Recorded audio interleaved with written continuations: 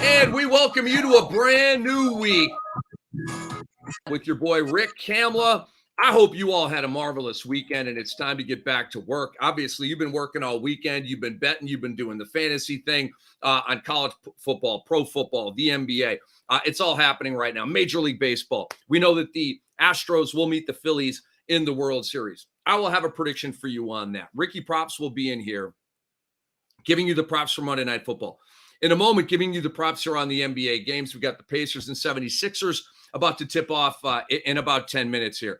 But I want to let you know how excited I am for this show to be on with Lisa Ann tomorrow in this window, 7 to 10 p.m. Eastern time. She had to move it up one day this week due to some travel that she has. And I just bottom line hope you all had a great weekend. I want you to get involved and comment with your boy here in the comment area. Click join the show. You can get involved with audio and video, like we can see each other, have a two-way, that kind of thing, or you can just get involved with the comments, however you want to do that. But let's hang out here on a Monday night. We got Monday Night Football. It's not great. It's going to be Belichick night tonight. The weather is not going to be good, folks. Mid-50s, no wind, which is very important, but it's going to be wet and it's going to be cold. And if y'all know northeast weather in the fall, when it's mid-50s and raining, you don't want to be outside. It is chilly, cuts right to the bone, the whole thing. So I like New England tonight.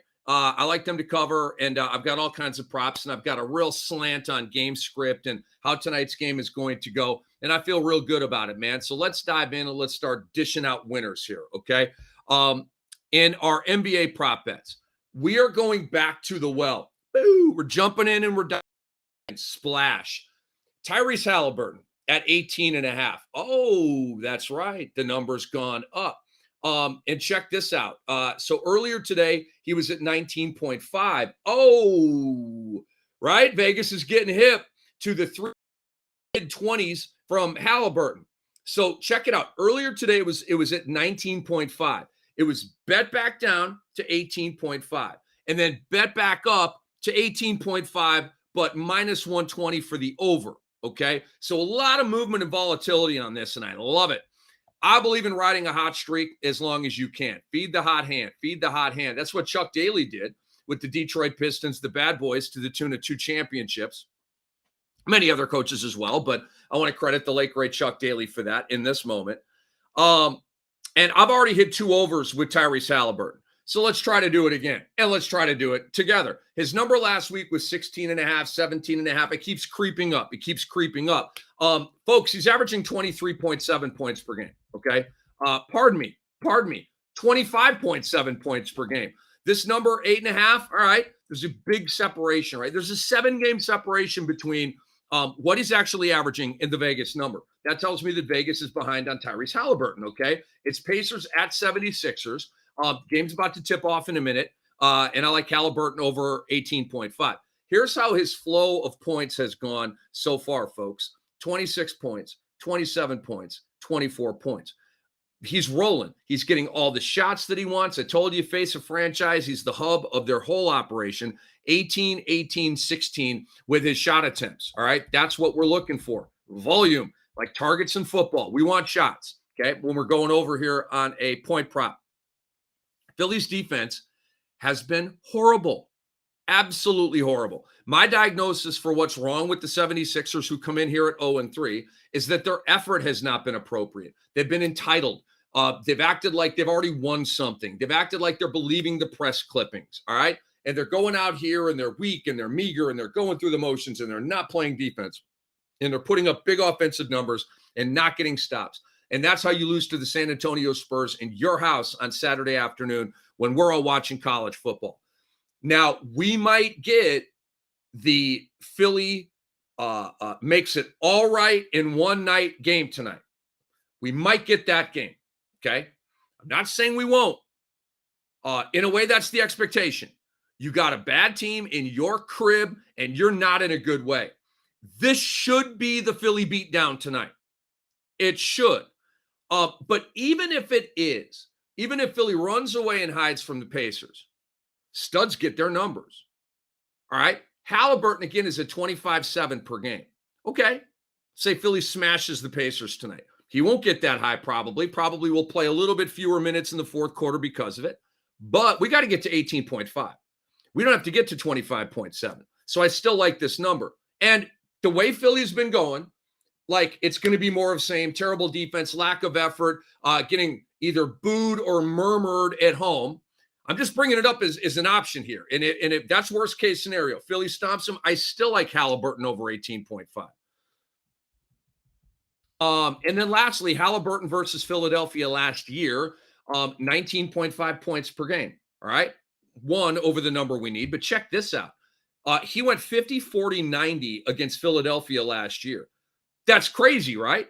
54% from the field, 47% on threes, and 91% from the line in 4 games. There's something about playing Philadelphia that he loves. And I believe it's the non-defensive minded backcourt of Harden and Maxey. They're obviously offensive dynamos. Those guys don't play defense. Tyrese Halliburton's going to get his tonight, and he's going to make us some more money. And it's going to be the 3rd time we've rang that bell here on Bettor Sports and Network. Oh, thank you, Bettor Boss. He says, looking good. Oh, I appreciate that. Just got the haircut yesterday. Went to Sport Clips right down the road. I love Sport Clips. Do you guys love Sport Clips? Hit me up in the chat area here. You guys love Sport Clips is good, man. You can get the I don't know. It works for me. It's cheap, somewhat cheap, and they do a good job, and they got ESPN on and stuff like that. So, Bettor Boss, my guy, Matt Deutsch, good to have you in here. Heavy T is in here. Heavy T, good to see you, man. He says, I need the Pats to win so the parlay hits. Heavy T, I do like the Pats tonight, like I said, and I like them minus 8.5. Let me talk about some of these other NBA props. Let's get these dispensed so you can make your wagering decisions, and then we'll move on to, I believe, our NFL props I have up next here. Paulo Banchero, one of the homies. We're going back to the well. And there are 2 NBA games tonight that I can't wait to watch. Orlando at the Garden against the New York Knicks, and the Brooklyn Nets at the Memphis Grizzlies. Oh, by the way, it's an outstanding NBA lineup tonight. Outstanding. Much better than what the NFL has to offer. Clearly, we'll be talking a lot of Monday Night Football moving on here, but just wanted to say that. Anyway, Paulo Banchero over 18.5 points per game.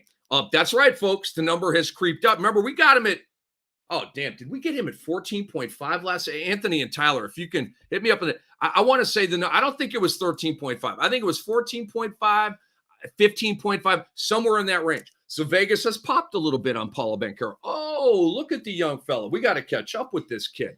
Okay. Again. And so they got the number up to 18.5, but I'm riding the hot hand here. He keeps getting better. He is at 27 points and 20 points and 23 points in his 3 games. The shots are there very consistently, 18, 18, and 19. Again, I've been telling you, he is the guy. He's the guy, and he's super selfless and super like willing to pass to his teammates and stuff. Like, trust me, I was down there, plugged into the whole franchise, talked to both of the bosses, the coach, the players. They're all raving about this guy. Not just the player, but who he is. He is that dude, man. He's got the it factor. He gets it. And he's a phenom. He is this good, folks. Oh, it's just a hot streak. That's just a hot streak. It's just a hot streak. Will cool up. I mean, am I saying he's going to average 23, 24 points per game? No, I'm not sitting here in this moment saying that. I think the scoring average will dip a little bit, but I don't know. Maybe it won't. Like, he's that good. He's that freaking good, man. And he's on Orlando. Like, who else do they have to give the ball, right? It's not like he's playing with Harden or playing with, any other, like, major guy. Like, he's the guy. Paulo at the Garden. That's what we get tonight, folks. We get Paulo Banchero, number 1 pick, likely rookie of the year, absolutely smoking at the Garden against the Knicks. Every ball player I've ever talked to in my life says their favorite place to play is Madison Square Garden. Every one of them. Every one of them, regardless of background, regardless of where they played, every single one of them. Like, they get up for it. Anthony's giving me a revised line here. Paulo over 17.5 minus 130. Let me go to DraftKings right here and see if they have updated this line because I got this number about maybe 2 hours ago. I want to see what they got here on Paulo on DraftKings. It's 18.5 on DraftKings, and that's minus 135. So Heavy action to the over here. The Knicks, by the way. Well, what about the Knicks defense, man? Talk to me, Cam. The Knicks are 11th in defense. All right, above average. They're allowing 110 points per game. But to me, it's too early to tell. Grimes still isn't healthy. He's going to be a big-time defensive player for them. All right, it's a Tibbs defense. All right, maybe you're slightly above average, but it's not shut down, right? And think about the matchup that Banchero is going to have tonight against Julius Randle. He's a fine player. I like him. A lot of people don't. He's 20, 10, and 5 every night, kind of like our guy Paulo. But Julius Randle is not a defensive player. He's not. He is at times, brilliant offensive player, and at times can make a defensive play. But he is not on media day talking about one of my goals for the year is to make the all-defensive team. Okay, I can promise you that. So we are over Paulo Banchero at 18.5 or 17.5. I like that one even better. You can get it there. Or where is my NBA notes? I believe I turned a page over here. Here it is. So over on Paulo Banchero, I already told you about Halliburton at 19.5, and they're just about to tip it up right here at Wells Fargo Center with the Pacers and Sixers. Obviously, there's live betting opportunities for you here. But let's continue on here, unpacking my prop bet recommendations for the NBA slate here tonight. I've got Jaylen Brown of the Boston Celtics over 23.5, and that is rather flat, minus 110 to the over. I saw just a little while ago. This has been bet up, folks, from 22.5. Yeah, we have sharp money coming in on the over on Jaylen Brown with his point prop tonight. I liked it at 22. I like it at 23.5. I like it even more that smart money is coming in and sharp money is coming in on Jaylen Brown.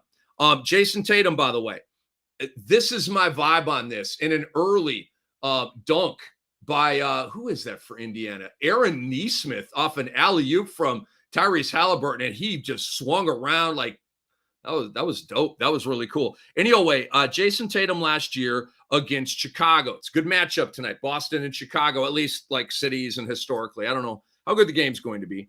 But Levine is back. They got DeRozan. They got Vucevic. This should be a competitive game. But Jason Tatum last year against Chicago, 19 points per game. You're like, whoa, what? He averaged like 27 last year. That's right. Chicago minimized him, okay? But Jaylen Brown expanded against Chicago. That tells me, A, their primary defender was on Tatum, which will happen again tonight. It tells me, B, that there was a clear defensive focus by Chicago on Tatum. Rightly so. He's an MVP candidate. And the guy on Boston, cool. Let's go to the number 2 guy, and let's get busy and make money there. Last year against Chicago, Jaylen Brown averaged 24 points per game, 48% shooting, 41% on threes. So very, very efficient and very comfortable against this team. So our number here is 23.5, 24 last year. He's averaging 25 points per game this year and sort of just trending in a very positive direction. But what tips us off, man, those are really close to the number, Cam. What tips us off is the fact that this may be a 6 of 18 game from Jason Tatum. And so everybody in the arena is going to know that. Wow, Tatum's not having a great game tonight. Ding, that's where our guy shines because they do alternate Batman Robin a little bit night to night. We saw it a little bit in the NBA Finals against Golden State when Jaylen Brown actually was the better player than Jason Tatum for a variety of reasons. But it's not every game is defined Batman and Robin. Some nights Jaylen Brown is the Batman on this team. I believe tonight is going to be one of those nights. And so what other stats do I have here? The Bulls defense, a little bit below average. Their defensive rating is 18. All right, that clears and bets with us. And the Celtics are 3-0, and they're back on a mission, man, on an absolute mission right now. Their offense is cooking. Their defense really isn't. I expect, based on what we've seen from these two teams this year, this is going to be, an entertaining game with some points on the board. I don't know exactly how many, but I do like Jaylen Brown's angle here, and he is one of those Celtics on a mission. It's Ricky Props in here, giving you props on the NBA. We've been sizzling this year. We're going to look to keep it going here tonight and make you money and make me happy because I'm a stat guy and I'm a perfectionist and I'm competitive as hell, and I do not want to get any of these wrong, okay? And we give them to you. That's why you listen to Better Sports Live and Better Sports Network. What up? Kevin Durant, over 28.5. It's minus 120 to the over, so action coming in on that side. Last year, he averaged 30 points per game against Memphis in 2 meetings. It's different, though, this year. No Jaren Jackson Jr., no Kyle Anderson. He's in Minnesota. No DeAnthony Melton. He's playing for Philadelphia right now as we speak. It's different. You're going to have Santi Aldama on you. Come on. Kevin Durant against Santi Aldama. I like Santi Aldama. Good pickup right now, but please. Right, and the other guys they have, Dylan Brooks is still out with some injury. Dylan, you're starting to lose me over here. And so they're not the team they were that Durant faced last year. Durant's flow so far, 2 games, 32 points and 27 points, hovering or beating this number. 28.5 is basically chalk for Durant's career, maybe one above. His career average, I think, is 27 point something. Good indicator here. Durant was a plus 1.6 points per game on the road last year. And what that means is Kevin Durant is a star. On the road is where your stars rise. At home is where your role players play better. This is a road game. This is a high-profile road game. This is a star game. This is a Durant game. See the chain that I went with there? It's a big game. He's a big game player. And we got stars colliding tonight with Ja Morant on the other side. They've been giving each other a lot of flowers through the media. And you know that we're talking about 2 of the sensational players in the game, 2 of the top 10 players in the game. They're going to be looking to be competitive with one another, make statements to one another, a big play followed by a big play. It's going to be that kind of game, and I can't wait. And Kevin Durant, with a good matchup and that sort of motivation, he's going to be going for it tonight. We may see like 20 points at halftime from Kevin Durant. It's like that. I really like his over tonight. Anthony Edwards of the Minnesota Timberwolves. And I feel good about all these. I feel real good about all of these. I wish I could play them. So hopefully I can celebrate vicariously through you as you guys cash in some tickets out there. Hey, my boy Dave Poland is out here. He says, Ricky Props going back to the well. Indeed. He said, I think Paulo goes under tonight, but I wouldn't bet it. We shall see, Dave Poland. We shall see. And he says Belichick can pass George Halas against the Bears. That's basically the reason why I think the Pats are going to cover tonight. It's belly night. Is he not going to handle the Bears at home in a bad weather game on belly night when he passes Halas? That just doesn't all fit together. I like the Pats tonight. I do. Anthony Edwards, singing a song about him right now. I'm going over on 21.5. I like to look for numbers that aren't as high as I believe they should be. Cool. Let's go over. A little separation between my expectation, what Vegas has the number at. Action to the over here at a minus 120. And here's the vibe on this one. Karl Anthony Towns is thin and weak and skinny and playing soft. And I want to be as nice as possible as I say all of that. He had an infection. He lost a ton of weight, 20-something pounds. He looks like half a man out there playing right now. I feel bad for the guy. I'm not even trying to bang on him. It is what it is. He's not the same guy. He was a ferocious tiger let out of a cage last year. And this year people are telling him the terms of engagement rather than the other way around. He's not the same dude. It's sad. It's going to take him, to me, a long time to put all that weight back and get back to being Cat. If you took him in, redraft leagues and this kind of thing, his numbers are going to be solid, but it's not going to be what you drafted him for at 6 or 7 or 8 or wherever it was in your draft. It is what it is. I think later in the year we'll get full Cat. It's going to take a minute though. And so Ant-Man has surfaced as the team's clear go-to guy. Last 2 games, he's got 30 points on 23 shots, and then 30 points on 19 shots, and he's made 12 field goals and 13 field goals in those, so he's very efficient, basically shooting like 60, 65%. He's cooking. He's in the zone right now. Last year against San Antonio, young Anthony Edwards averaged 22 points per game in 3 games. Okay, so barely over this number. Not a great indicator there, but not a bad one. But again, the dynamic is different this year, like the Durant and Memphis stat. The dynamic is different this year because of Cat, and Cat's not Cat. And now last year was like, oh, who's the number 1 on Minnesota, Cat or Ant-Man? Right now in this moment, there's no debate about it. It's Ant-Man because Cat can't carry that load right now. He's like a running back that's just not ready for prime time, can carry it 10 or 12 times a game rather than 20. That's where Cat's at right now. He's just not up to a midseason form yet. And so think about this too. Anthony Edwards had 15 shots per game against San Antonio last year. 15. That's it. And he's basically in his last 2 games, he's averaging like 20.5 points per game. He will be at 20 FGAs tonight. I can virtually guarantee it. And if he's not at 20 FGAs, he's going to have 13 free throws. And so he'll get it that way. But he's going to have the rock and he's going to do his thing. And then finally here with your boy Ricky Props on the NBA. And in a moment here, we'll slide into Monday Night Football analysis.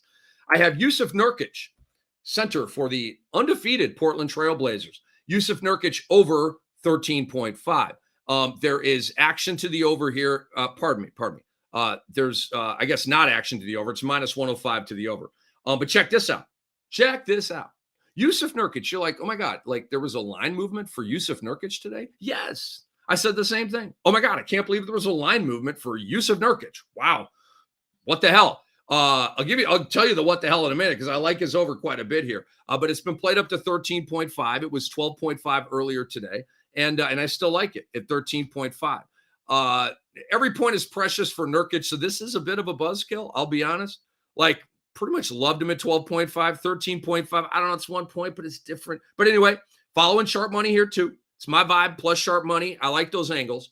The flow here. Nurkic has gone 8 points, buzzkill, 20 points, then 6 points. So we're on a boomerang schedule here. We're on a pattern. Tonight's the up game, okay? Career against Denver, his former team. Ding. Should be sounding alarms in your brain. 13 meetings against his former team. He's averaging 15 per game. Very consistent, very solid, shooting 50%. All right, we're at 13.5 with our number. Every game against Denver in his career is 15 per game, okay? It's a good indicator for us. He averages 30 minutes per game, so he's going to be on the court. That's helpful for us. And then we come to the most obvious angle of all, and I wanted to save it for last, the former team angle.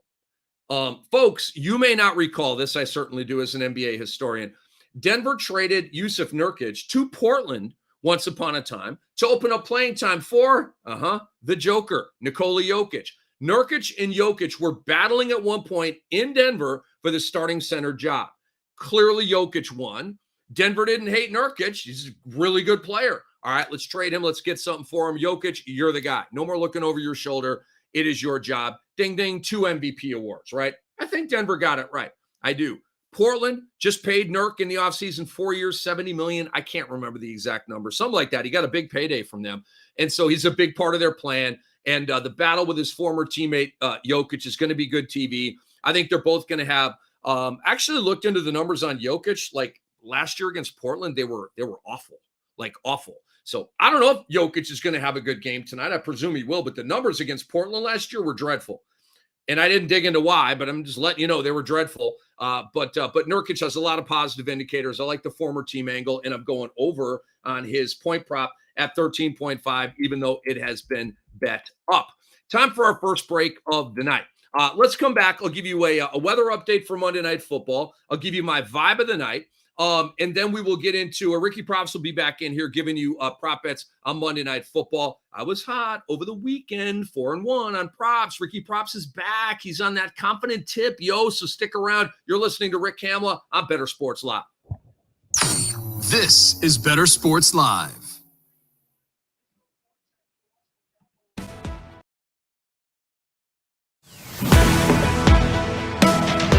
Front Yard Fantasy, weekday mornings at 7 Eastern on Bettor Sports Network. There was a tweet about the refs that had me kind of cracking up the other day because somebody was like, we have the technology to track the ball down to a centimeter and figure out, what speed these guys are running on the field. Yet somehow we still mark the ball by That's my favorite. A 60-year-old dude eyeballing it, and then we run over with literal chains and measure it. It's like, you think we can probably get that figured out. Precise way to measure something, and then immediately following that up with a super precise way of measuring something. Yeah, it's like we have satellite. Like if you're a millimeter short of that chain that they bring out there, that they ran out it as best they could in a straight line. But if you first they just go here, and then they grab the chains and they run in the straightest line possible. But then if you are 1 millimeter short with that football, doesn't count. Sorry. Couldn't have been human error. You're just short. That's exactly. And, they bring out the index card or whatever. Meanwhile, they have satellites in space tracking how fast Brandon Ayuk ran on an end around. But we can't. And I can see that number live while he's doing it. Like I can see every player's speed on the screen live. I love that. It's and not to mention that dude's trying to make the spot, and the player always tosses the ball right into his face. right? Like he's coming over to spot it, and it's like every other time the player just like, here you go, here's another thing to juggle. On call with Dr. Roto. If the Giants don't win another game this year, A, I'll be shocked. But B, I'll still think that they're better than they were with Joe Judge. Much better. Because I think Brian Dable's got a lot out of this team already. And I'm seeing what this team could be. See, that's the problem with owners and general managers. I see Nathaniel Hackett and I see a guy who can't get it done. I see Matt Rule and see a guy who never should have been hired. Disaster right away. Sometimes a good coordinator in the NFL is better. I don't even say sometimes. Most of the time, a good coordinator in the NFL is better than a college coach because the NFL coordinators, they know the system. They've been there. They've played. They've been around it. For the life of me, I don't know why Eric Bieniemy hasn't gotten a job yet. Deuce Staley is going to get a job. Somebody's going to hire that dude. When you've been around the game, you understand it. These college guys come, they don't know it. Join the show with one touch of a button. It's Sports Talk 3.0 on Bettor Sports Network.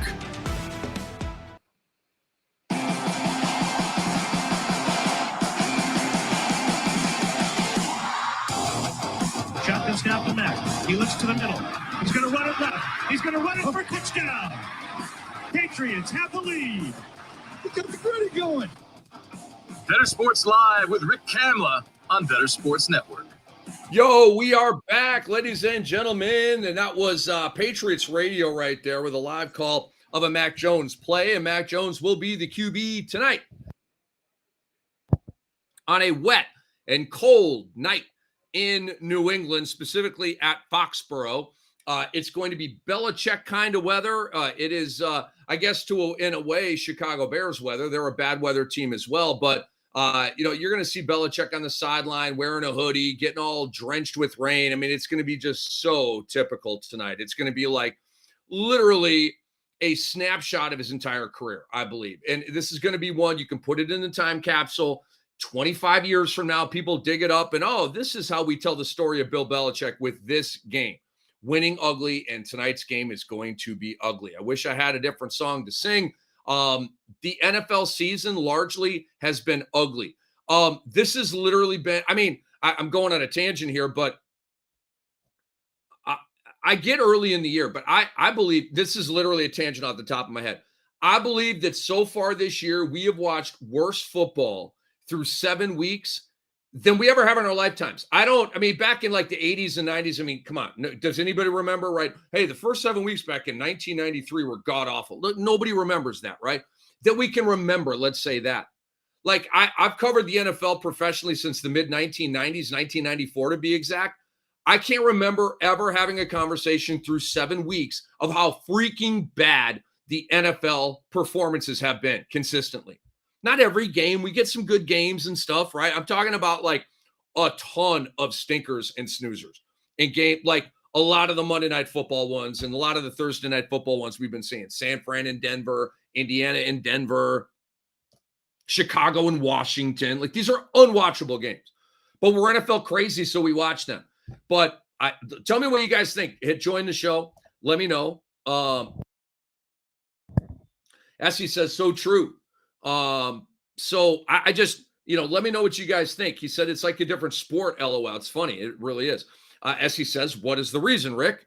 Quarterback play. It's a great question, Essie. It's quarterback play. The state of quarterbacking in the NFL is not good right now. And defense is outplaying offenses. Okay. First couple of weeks. Yeah. We understand the defense always starts a little faster than the offense. It's a cliche for a reason. It's true. But this goes beyond the first 2 weeks of the season. Oh, it's an extension of the preseason. Teams got to get warmed up and lathered up. No, that doesn't play anymore. We're going into week 8 here, folks. No, we're approaching the halfway point of the season. No, you kind of are who you are at this point, in my opinion. All right, so it's going to be wet. It's going to be cold, not like frigid cold. And the wind, I'm happy to note, will not be a factor. But these aren't great passing games anyway, so that stat and that weather element doesn't matter all that much. Vibe of the night. Belichick wins on Belichick night. It's a Belichick party. It is a Patriots party.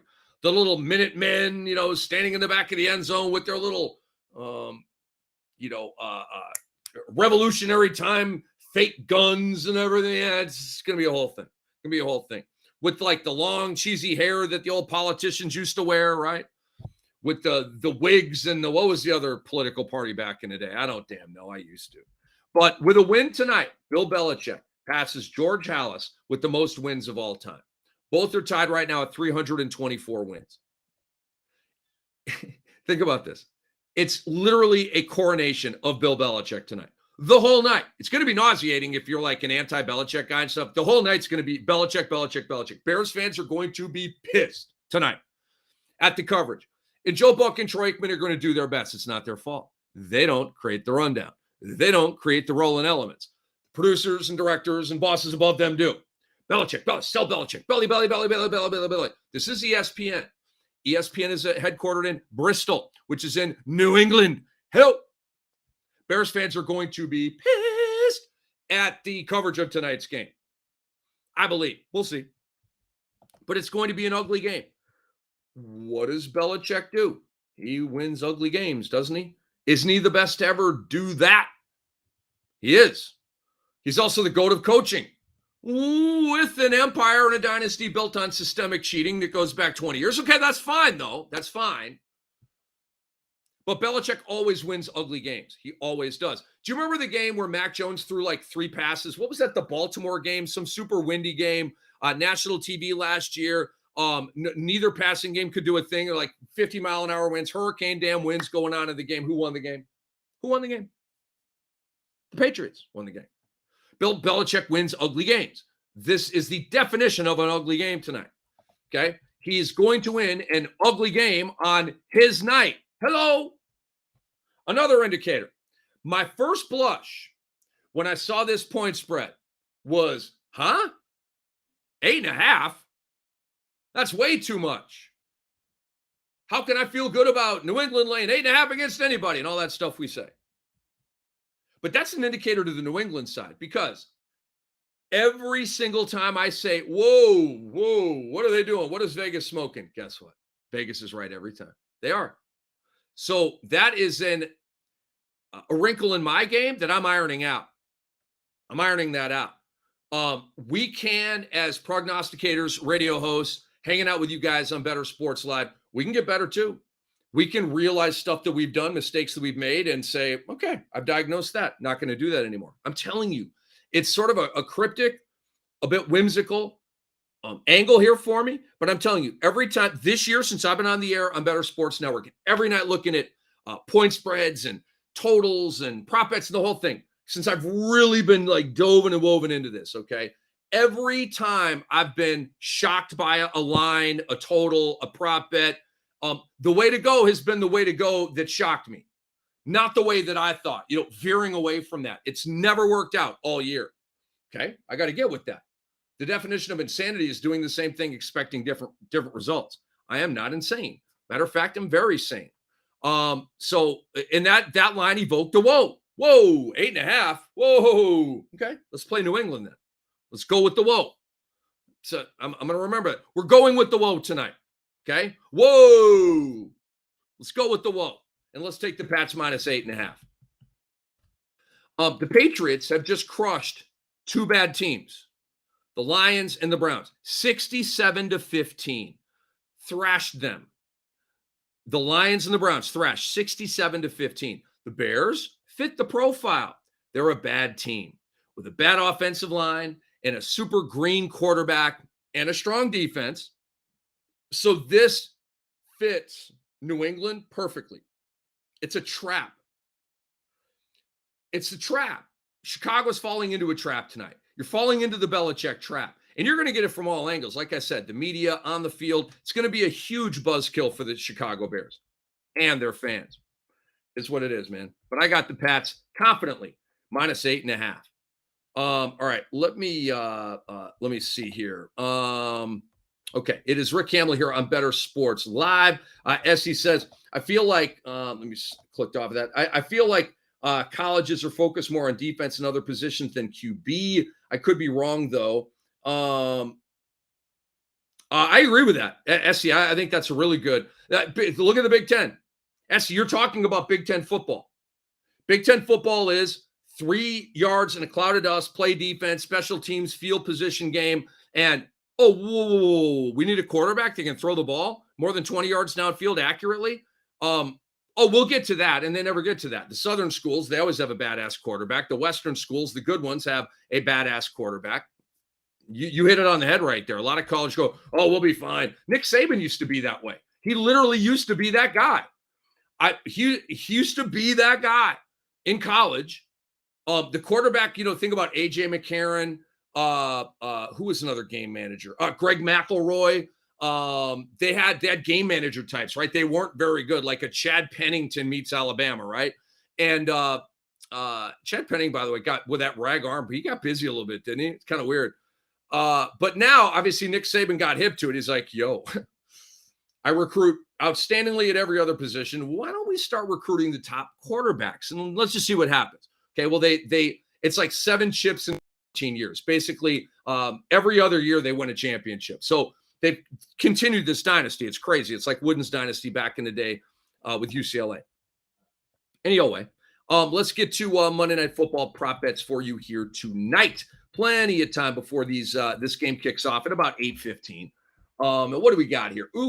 Sixers up by 10 on Indiana. So this is, like I said, are we going to get that Philadelphia smackdown tonight? We should. That should be what is happening here. Halliburton has 4 early on, and it's towards the end of the first quarter. We need, what was it? Was it 18.5 or 19.5? Was that one of the lines that changed, fellas? Anyway, we're not tracking towards that number yet. But we've been here before, right? Tracking Halliburton and saying, I don't know, guys. I don't know if we're going to get there. Remember that game? Who is it again? Some game last week. Just shot up, got absolutely rolling in the fourth quarter and took us home. So don't give up on Tyrese Halliburton. He is a streaky scorer. But Monday Night Football prop bets for you. Mac Jones is back, and I'm going under his passing yard prop, 215.5. And it's minus 115 to the under, which is flat. Here's what I meant earlier when I teased a game script and how I see this game going. We've already documented it's an ugly game. It's a weather game. It's a Belichick type of game. It's a 3 yards in cloud of dust kind of game. So the Pats are going to run the ball like crazy, in my opinion, against the Bears tonight. And it's a great matchup to do so. The Bears allow the 7th most rushing yards to running backs at 737 in 6 games. Okay. Well north of 100 yards per game. They're getting shredded on the ground, frankly. The Bears allow the fewest pass yards to quarterbacks. I'm going to say that again. The run defense is bad, okay? And their pass defense is extraordinary.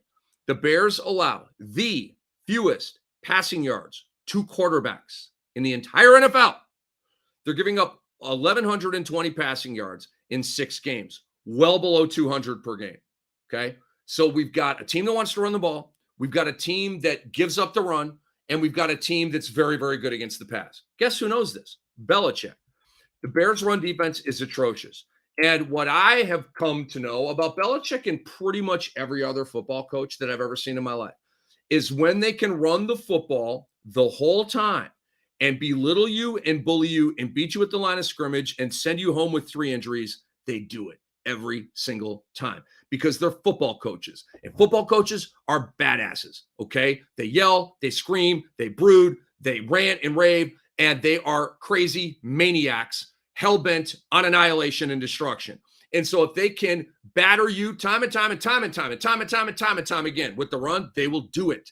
That's the game we get tonight from Bill Belichick. So Mac Jones' flow this year before the injury went 213, 252, 321. I did want to give you that. He's missed the last 3 games. I have a question for you. How healthy is Mac Jones? How healthy is he? Because it's funny. The second the backup starts to Wally Pip you, boy, is it funny how the starter rushes back and is ready to play. I'm ready, coach. I'm ready. Put me in. Put me in. Don't forget about me over here. One more game by Zappy like this on Monday Night Football. I'm cooked. I'm coming back. Okay. So is he coming back ahead of schedule? How will he be in this first game back? It's a big question for me. I believe that Mac Jones is not fully 100%. I believe he's still hobbled with this ankle sprain, and I believe we're going to see a little bit of lack of mobility tonight. And again, everybody knows this. They watch the practice. So run. Field goal, touchdown, field goal. And Belichick loves Nick Folk. Can't wait to run him out there for a field goal. And another angle here to the under for Mac Jones. Does he get lifted at some point for Bailey Zappi tonight? What if Mac Jones sucks tonight? What if he can't play? What if he re-injures his ankle? What if he gets sacked, rolled up on, re-injures the ankle? He gone. Zappi in, we hit the under. Okay. Lots of under indicators for us here on Mac Jones. Ricky Props is in here giving you props on the NFL slate. We were 4-1 yesterday. Feeling good, feeling groovy on the props. And Justin Fields here. The rushing yard total of 42.5. It's minus 125 to the over, so action coming in on that side. And is Orlando in New York on NBA T Bizzle? Let me head over here. It is. All right. The homies. Orlando. The Knicks aren't the homies. Orlando is the homies. And because I'm down here in Orlando, I've got to go to the local feed, the local Bally Sports. So let me get this straight here. But Paolo Banchero, he's got me watching the Magic every night. I actually live like I'm in Central Florida, right? This is actually geographically my team, although I don't have pom-poms or anything like that yet. They're just about to tip it up. I'm excited for this game. But I got the over on Justin Fields with his rushing yards at 42.5. Last week against Washington, you remember we went under his number, okay? And he did me in. I didn't get that one right. And last week against Washington, Justin Fields running literally was the Bears offense. They had nothing else going other than him. Broken play. Let me just run to the sideline, 15, 8, 12, whatever the chunks were, right? So his carry flow, Justin Fields, has gone 7, 8, 8, 7, 8, 12. That is the most important number that we're talking about here. He is consistently either on design runs or scrambles in a random scenario, getting out, feeling good about it, and exploring yardage with his feet, okay? If it were all choppy in terms of the amount, I probably wouldn't be going with this prop bet and over right now. But he's running every game, okay? It's just a matter of how much he runs. And his yard flow, first 2 weeks, he was under this number of 42.5, 28 and 20. Last 4 weeks, he's been over this number all 4 times, from 47 to 52 to 47 to 88. He had 88 rushing yards last week, okay? What happened? There's a confidence thing happening right now. Justin Fields is no longer thinking too much about that part of the game, and he was in the first 2 games. Should I run? Should I throw? Should I run? Should I throw? Now it's broken, run, right? Not, stand, survey. It's like survey, nothing there, run, okay? And I watch Bears football. That's what's happening here. He's more confidently going to the run, knowing that a positive thing is going to happen. And he, by the way, he knows that he's an absolute mismatch, and he's a hulk of a tank of a rabbit, like all in one package. And so, man, none of these guys can run with me or tackle me, or so I need to leave the pocket. It's good for me and my team. The Pats are below average at defending the run at the quarterback position. They've given up 122 rushing yards to QBs in 6 games. So it's around 20 a game, but that's on the high side for the NFL. I see the Bears playing from behind tonight, which means more throws, which will mean more broken plays, which will mean more scrambles from Justin Fields. I like Fields over 42.5 tonight. Now, I am going to make I was going to give you both New England running backs tonight. But then I got some intel from a buddy of mine who's very, very close to the New England Patriots.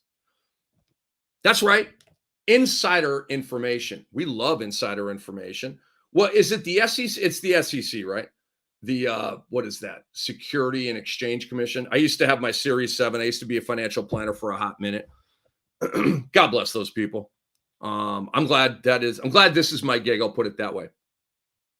But insider information in our business is how we do this. I'm not worried about the SEC calling Matt Deutsch, aka Better Boss, and being, hey, all that kind of stuff. Nah, we're good. Like Wolf of Wall Street, right?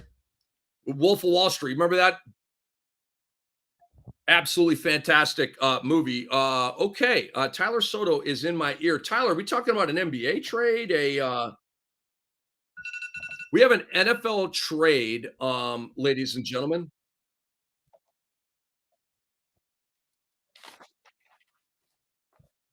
Oh man.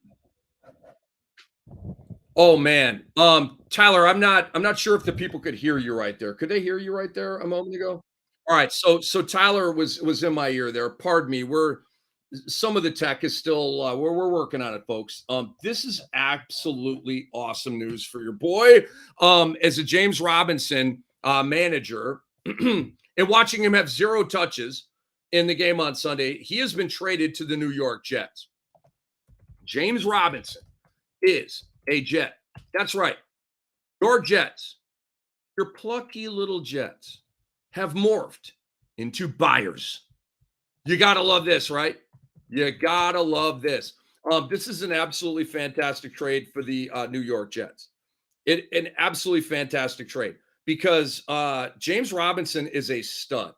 Problem is, you've got Travis Etienne. Travis Etienne, they got a high pick on him. He's an absolute stud as well. And they got to open up playing time for him. So for Etienne. And so in the process, like in terms of Robinson, he's out of the rotation. He is an asset. You can get something for him. And here's a mid-range J by Bankero. And I would think to a degree, you would want his first bucket at Madison Square Garden. And I would think that you would want to do right by the man, right? Like he was your starter, like he's really good. And so you're just going to like curb him all together for the young fella. That's not, I mean, I get it. You want depth and all that, but I don't know. At some point, there's a human level to it, right? They don't want to do him like that. So, and it's great news for Etienne. Etienne now, he's not looking behind his back at all. Like he can even fumble the damn ball like he did. He literally gave the game to the Giants with that fumble. That was the difference in the game, was the fumble that he had going into the end zone. They lost by 6 points. That was literally the difference in the game. He good. Go ahead and fumble, bro. Go ahead and fumble. Now, it's Rappaport here. Do we have the some of the comments here? You guys are absolutely hilarious. Like people just like going crazy as James Robinson owners with managers with how happy they are. Well, I'm one of them. Draft pick compensation going back to the Jets. The Jags. So Ian Rappaport, come on. Woj would have put it all out at once, or at least with some follow-up tweets immediately after. All right, so I tell you what, let's take a break here. Maybe on the other side we'll have the draft pick compensation, but I'll have more on James Robinson going to the New York Jets, and we'll obviously continue with the prop bets here as well. It is Rick Kamla on Monday Night Football. My boy Paulo Banquero's already got an early bucket, and we're rocking and rolling on Bettor Sports Live. This is Bettor Sports Live.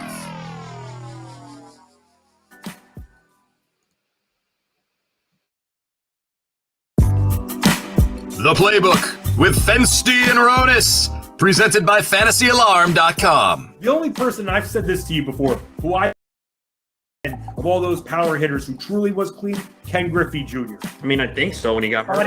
We'll never know that for sure either. No, dude. We've seen guys who were not big take substances. That's true. To get busted. So it's not about that always. I hear you. It's just, don't you think with the way his career kind of went, you would think that he didn't take anything? I don't think he did, but we'll never know 100%. I'm going to keep telling myself that he didn't. He's my favorite baseball player of all time. In the 1990s, Ron, as a 5-year-old kid who plays video games and collected cards, there was no one cooler than Ken Griffey Jr. I still wear my hat backwards because Ken Griffey Jr. did it and he looked really cool doing that, wearing a backwards baseball cap.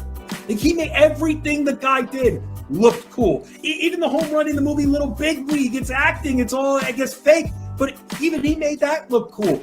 I mean, Ken Griffey Jr., you're a little bit older than me, but in the 90s, besides Michael Jordan, was there a more loved athlete than Ken Griffey Jr.?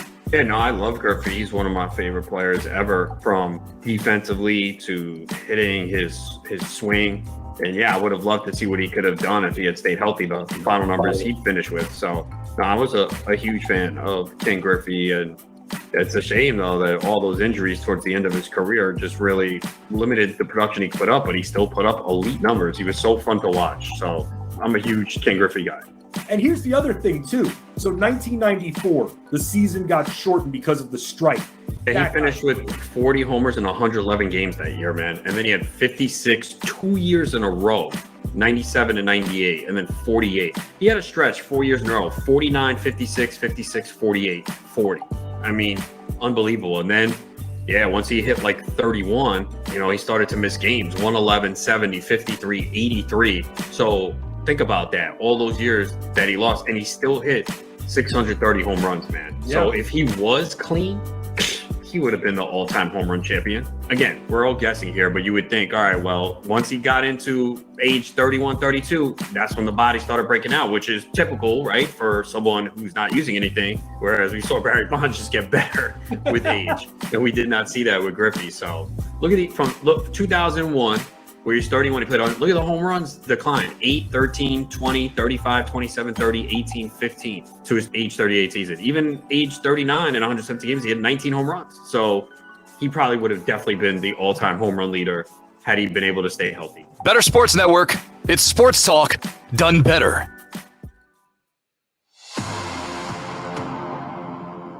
Reese doesn't look good. He's got his knee. Initial diagnosis is not good, but we'll see tomorrow. Corey, he's also dealing with a knee. Got cleared to play. Just wasn't feeling right, so we'll get another evaluation tomorrow. Not concerned. AVT's dealing with evaluate tomorrow. Everyone else was cleared to come back to Bettor Sports Live with Rick Kamla on Bettor Sports Network.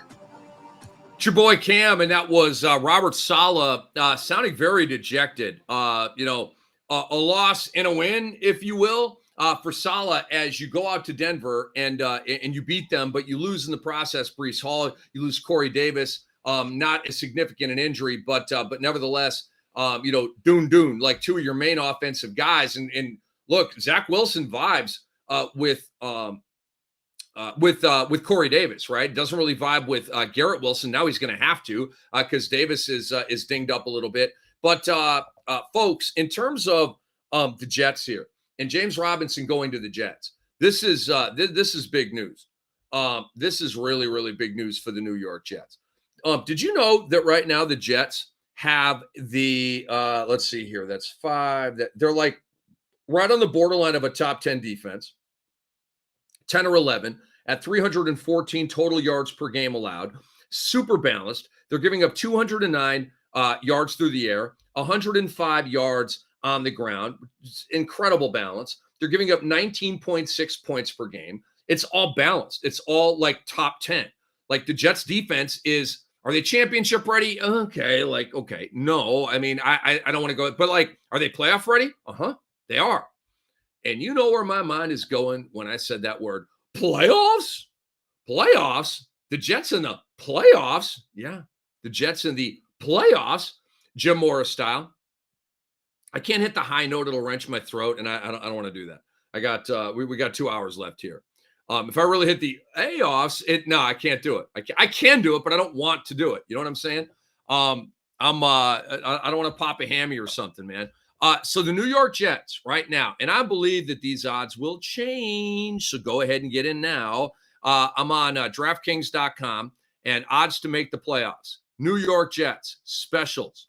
And this was it's plus 135. Yes, that they will make the playoffs. What is that alarm for? 7:45 on a Monday night.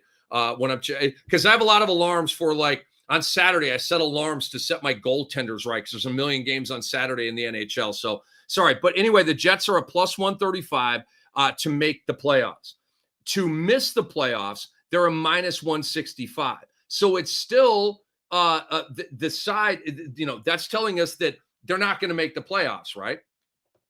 Plus 135 to make the playoffs. Frankly, I thought the odds would be a little better and a little bit more in our favor here. If you are now thinking that the James Robinson acquisition for the Jets will help them, make the playoffs. And I certainly do. To me, this is a big time get for the New York Jets. And we do have intel on, I'm not a Rappaport guy, by the way. I find him to be very smug and pompous and arrogant, and I just don't like his style. I don't. Schefter, to a degree, gives me vibrations like that as well. But I heard Rappaport one time. He went on local air in Atlanta, and he was on with the guys that came on after me, and I was driving around. I'm like, this guy. Like, he actually gave him at one point an answer, I don't know. Well, then make something up, bro. You're on talk radio. He's asking questions. I don't know. And that was it. Don't do guys like that. No. You got to have more wherewithal than that. Come on. Act like you've been there before. You say, I don't know, and then you go into a little spiel, and it may be 30 seconds long, but you don't, it's just bad. It's just not awareness and understanding. He's not my guy. He's not my guy. And so I found him to be actually inaccurate with some stuff. How about the Isaiah Pacheco stuff? Isaiah Pacheco's going to start. They got an increased role for him. That was Rappaport. And then we watched the game, and you're like, okay, Clyde Edwards-Helaire is galloping into the end zone. My guy literally was like on ice on the bench, like it seemed like the entire game. Thanks, Rappaport, for all this Pacheco news and hype. Boy, that really worked out for us, didn't it? Was it 8 for 43 or something like that? Run, don't walk to your waiver wire to pick up Isaiah Pacheco. You have to. Rappaport says so. Do you remember Antonio Brown? He was the guy overnight that reported, Antonio Brown to the Bills. Remember that? He had to retract it and the whole thing. He's no Shams. He's no Woj. I'll tell you that. And so I love that Schefter comes in here to clean it up. So Rappaport reported that James Robinson is going to the Jets. Here comes Schefter galloping in on his high white horse to save the day. I actually don't know if the horse is like high on marijuana or something else, but no, I'm talking about like tall. But Schefter says the Jets are trading a 6th-round pick that could become a 5th-round pick to Jacksonville for James Robinson. The Jets are stealing. They're stealing. Not by all that much. It's James Robinson. We know that teams always feel good about getting a running back in the draft, right? And so, you have a vet, he's good, but I'll just go to the draft and get one. Is it the right way to look at it? Maybe not, but that's how they look at it. NFL shot callers have completely downgraded the running back position. They've completely minimalized the running back position. They don't pay the position anymore, with a couple of exceptions.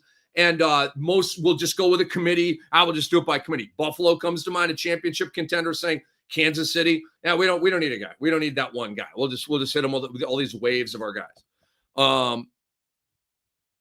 So I like the Jets here to make the playoffs at a plus 135.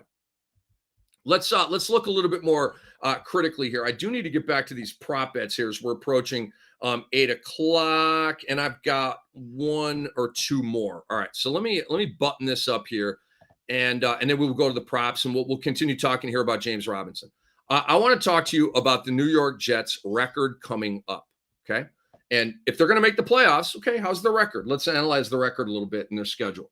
Not their record, but their schedule. They're 5-2 right now. That's right. The Jets are 5-2, and buyers here before the trade deadline. Never thought this would be the case before the year. Okay. So next, this week, week 8, they've got New England at home. It's a tough call. It's a tough call. We still have New England to watch tonight. I'm going to call that a Jets win. I am. I'm not crazy about what the Pats have going this year. I'm not. So I'm going to give the Jets win there. That's 6-2. Okay. Then the last game before the bye here, they're at home against Buffalo. Let's give them an L. 6-3. All right. Coming out of the bye, they're at New England. All right, let's balance it out. I'll give them an L. Now we're at 6-4. Oh, and the world's caving in. We've lost 2 games in a row, and we surrounded it we sandwiched a bye with these losses, and so we've gone 3 weeks without a win. What is going on here? And then I have good news, Jets fans, because then they have a home game against Chicago. Ring it up. That'll be a win. Now they're at 7-4. They're at Minnesota. The Jets will win that game. It's the most Vikings thing ever. So that is now 8-4. At Buffalo, that's an L. Let's put them down at 8-5. Versus Detroit. Hello. Now we're at 9-5, folks, and almost there. Then they're at home against Jacksonville on a Thursday night. Hello. 10-5 are your New York Jets. They're at Seattle. Very winnable game. And then they're at Miami to end the season. Okay. I'll split those games, right? So that's 11-6. Your New York Jets are 11-6. And if you want to look at it pessimistically, okay, and a couple of those wins you don't agree with, all right, let's downgrade them to 10-7. Class, if the Jets go 10-7, what happens? They make the playoffs. Okay, their schedule is nice. They've got some really manageable, workable, navigable games here. And if it was like, oh my God, with like this murderer's row of teams, no, I like the Jets at plus 135, man. And I like the James Robinson get for them a lot. So let's take pardon me. Let me get back to the prop bets here really quick. And then I got a point to make about James Robinson's contract, just in case you're worried about Breece Hall moving forward. Let me make that point in just a second here. But let me go back to these props and get them out here. The sooner rather than better, the better. So you can. And so here's the insider information that I was going to hit you with before this trade came down. I got a buddy very close with the Pats. I said, yo, bro, is Harris back in the slight lead for touches, or is RS the guy right now? He said Stevenson is the number one. Okay. So you're thinking, wow, Harris comes back. It's 50-50, maybe 55-45 Harris. That's not what my guy, very plugged in with the Patriots, is saying. He's saying Stevenson is the number one. And if the number one equates to 75% of the rushes and then Harris gets 25% of the rushes, okay, that's okay. And I was going to go Damian Harris over 50.5 and over Ramondre Stevenson at 64.5. I'm not doing that anymore. This is just a Stevenson play. So I'm going to completely delete Damian. I deleted Damian Harris. Damian, I'm sorry. It's not personal. It's fantasy business. But I'm just going with Ramondre Stevenson right now, because if my guy is saying that Stevenson is the one, then I don't think we'll have a timeshare tonight. I think it's Stevenson's gig. And so let's go him over 64.5, and let's not even touch Damian Harris. I believe the Patriots are going to rush for between 150 and 200 yards tonight against the Bears. They are going to maul the Bears on the ground. It's going to happen. The Bears give up the seventh most rushing yards to running backs at 737 in 6 games. The Bears gave up 176 on the ground to San Fran, 203 on the ground to Green Bay, 262 on the ground to the New York Giants. What do those teams all have in common? They all love to run the ball. Shanahan, hello. The Packers, hello. The Giants with Saquon, hello. They love to run the ball. And because they could, they ran, which is what New England is going to do tonight. They will be the 4th team to enter that realm against the Bears of going between 150 and 2 bills, maybe more, on the ground. And so belly wins ugly. Wins with running game and defense, right? That's the game we see tonight. We've already talked about that. I've already given you New England minus 8.5. I don't care. It's a big number. Created a woe. When it's a woe, you got to go with the woe. I like Ramondre Stevenson over 64.5. Now, last prop for you here is David Montgomery. David Montgomery of the Chicago Bears. Over 11.5 receiving yards. And if this is familiar, that's correct. We had David Montgomery over on the Thursday night game against the Commanders last week, and remember he had one catch and didn't hit it. I'm going back. It's 11.5, folks. 11.5. It's minus 125 to the over here. So action coming in on that side. The Bears will be playing catch up tonight. Third down package on the field a lot, and he's their third down back. They don't throw the ball to Khalil Herbert. They throw the ball to David Montgomery. So I believe he's going to have 4 or 5 grabs tonight. I think that we're going to get this one pretty. Nothing's easy in betting, but I think we're going to get this one, and it's not going to be like the Washington game where he's on a bagel in the reception column for the entire football game. Remember, he caught that late pass and almost got us with one play. It was a chunk play.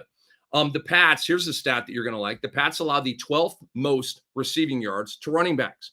240 receiving yards to running backs in 6 games. That's 40 receiving yards per game to running backs. 40. We need 12 from David Montgomery, who is good at catching the rock out of the backfield and making people miss in space, or at least breaking a tackle or two. His flow in terms of receiving yards, David Montgomery, it's 24, 14, 62, 13. And these are in full games that he's played, right? And so he's over this number in all 4 games. Even the one last week when he went under, but for this now adjusted number of 11.5, he's over that number all 4 times, playing a full game this year. So to recap, we've got Montgomery over 11.5 receiving yards. We also have Stevenson at 64.5.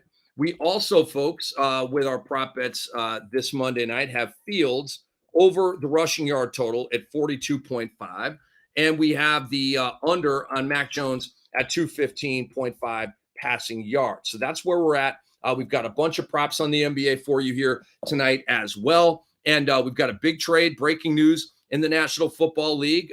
Tom Casale will join us at the bottom of the hour, about 8:30 Eastern time, to talk about that, about James Robinson going to the New York Jets.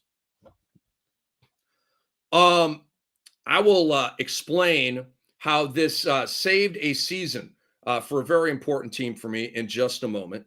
But I promised you a conversation about Breece Hall moving forward.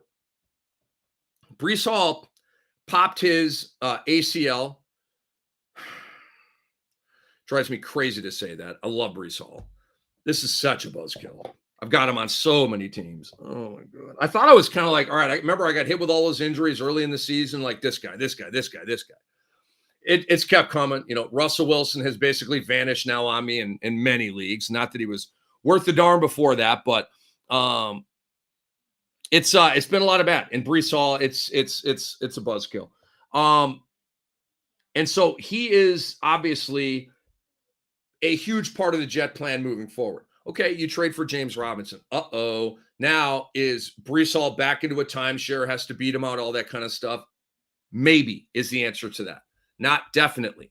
James Robinson is a unrestricted free agent in after this season. That's it. This is his last year under contract, which makes it very good for the Jets to pick him up, right? You bring him in. If he kicks out, I mean, maybe you keep, maybe you don't. It's all dependent on how well he plays, what he does, how much he helps them win. So, you know, from James Robinson's vantage point, he's running for dollars, right? That carrot is dangled out in front of his nose every day, all year. The more you do, the more money you will get. Powerful. James Robinson is going to be very, very good for us. Rock star, I don't know, maybe. But what I feel good about right now is very, very good. That I feel good about right now. You know, 75 yards and a touch, bell cow stuff, RB1 stuff, you know, at the very least RB2, like in a tough matchup, but an every week starter. No question about it. I don't think you're not making this move. Like if you loved Michael Carter, you're not making this move. All right, it's okay. Breece Hall blew a tire. We got Michael Carter. We're fine. The Jets don't think they're fine because they know they're not fine. I didn't like the draft pick of Michael Carter in the 2021 draft. I'm sorry, I didn't. I said it at the time. I'll say it again. Fourth round, third round, whatever it was, to me, he was not. I never saw it at Duke. Pardon me, was he North Carolina? No, he was North Carolina with Javonte Williams.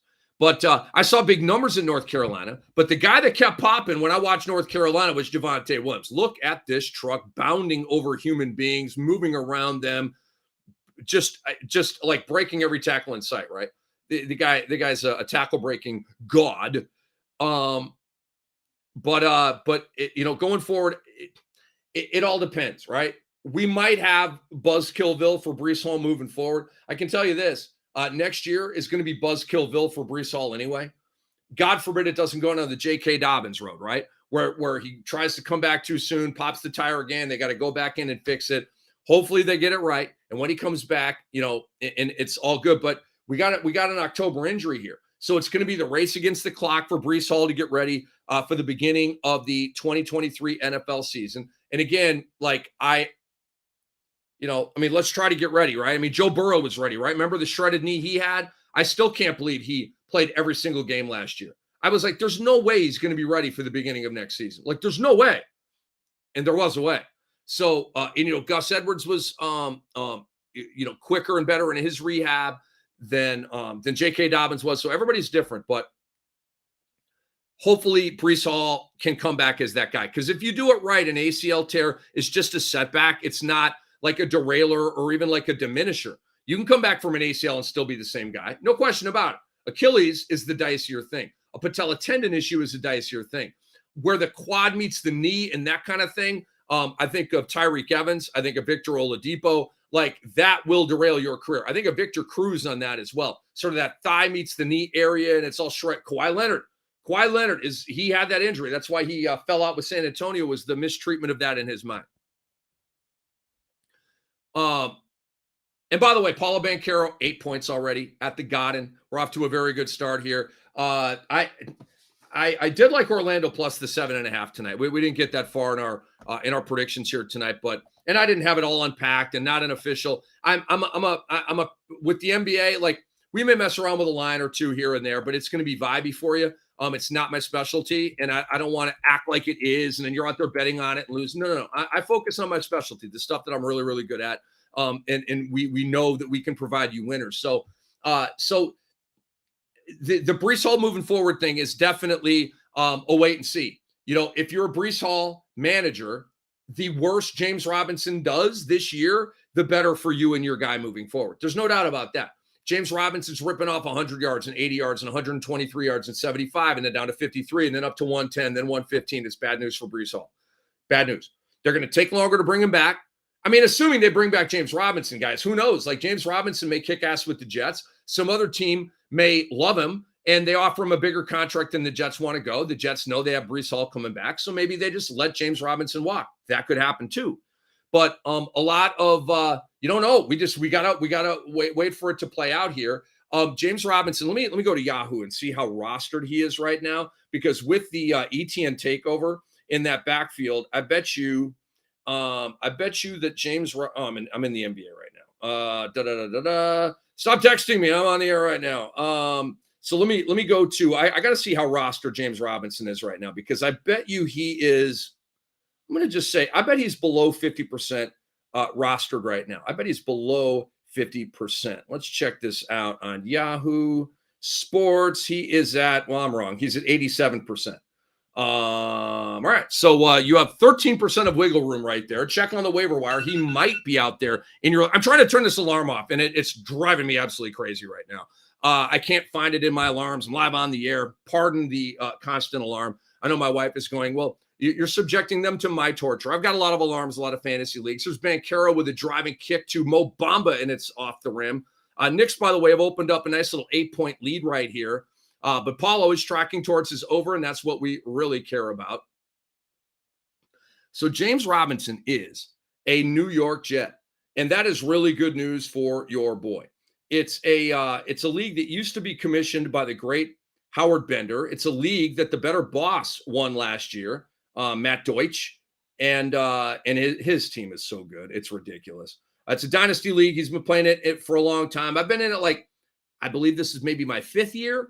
I was in a real tanky zone there, and good for me. I got Najee Harris and Jonathan Taylor, and I've emerged from that tanky zone. One of the elite teams last year didn't get it done, made it to the Final Four. I think I was 9-3 or 10-3 or something like that. And I've got James Robinson on this team. A couple of years ago, remember, he had the big preseason, and before they even announced that he was going to get the starting job, I was like, the job was wide open in Jacksonville. I was like, he's going to be the guy. Because I watched in the preseason, he was killing people and shredding and big numbers. Even in the preseason, I'm like, no, James Robinson's the guy. So in the first FOB run, waiver wire run, I spent $888 on James Robinson. I'll never forget it. Literally $888 of my $1,000 before the season began. I didn't care. I want James Robinson. And I'm trying to accumulate. I'm in a reclamation project dynasty league. And what I need is skilled players. I need running backs and wide receivers, man. That's how you get good. And I looked at every other good team in the league, and they were stacked at running back and wide receiver. Hello. We know, going back to the 70s or whenever they started playing fantasy football, it's always been that way. So James Robinson was in my lineup this week.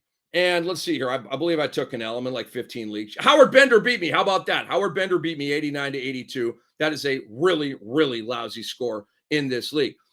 James Robinson, give me a bagel. James Robinson has a regular game. Who wins? Me. And Howard Bender loses. But I lost. And I'm now, what am I in this league? 3-4, I believe, right now. Yeah, it was 3-3. I dropped to 3-4. So I'm still alive. And boom! Now, James Robinson. Ooh, yeah, baby. James Robinson now gives me, in a 14-team league, by the way, keeper league, dynasty league, I got Jonathan Taylor, I've got Najee Harris, I've got Isaiah Pacheco, I don't know what it's worth, James Robinson. I got another badass down here. Who am I forgetting about? Maybe that's it. But I thought I had another one. But like, I'll take it. And so now I can make a run.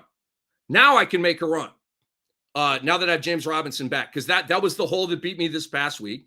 And now that hole is filled with, presumably 15 fantasy points a game. I freaking love this. I absolutely love this. This is huge news, man. All right, let's take one more break here. We got Tom Casale coming up around the corner. Monday Night Football is about to kick off, so we'll start giving you updates on that. But James Robinson is a New York Jet. Tell me what you think about it. Hit join the show, get in the comment area, and tell me all about it. In moments, we'll have Tom Casale on here, and we'll be talking about Monday Night Football, in addition to all this NBA greatness at Madison Square Garden, as I see Tracy Morgan and Chris Rock sitting courtside. Oh, what a scene courtside is at Madison Square Garden. So we're coming back. It's Rick Kamla, Monday Night Football around the corner right here on Bettor Sports Network. This is Bettor Sports Live. Bettor Sports Live.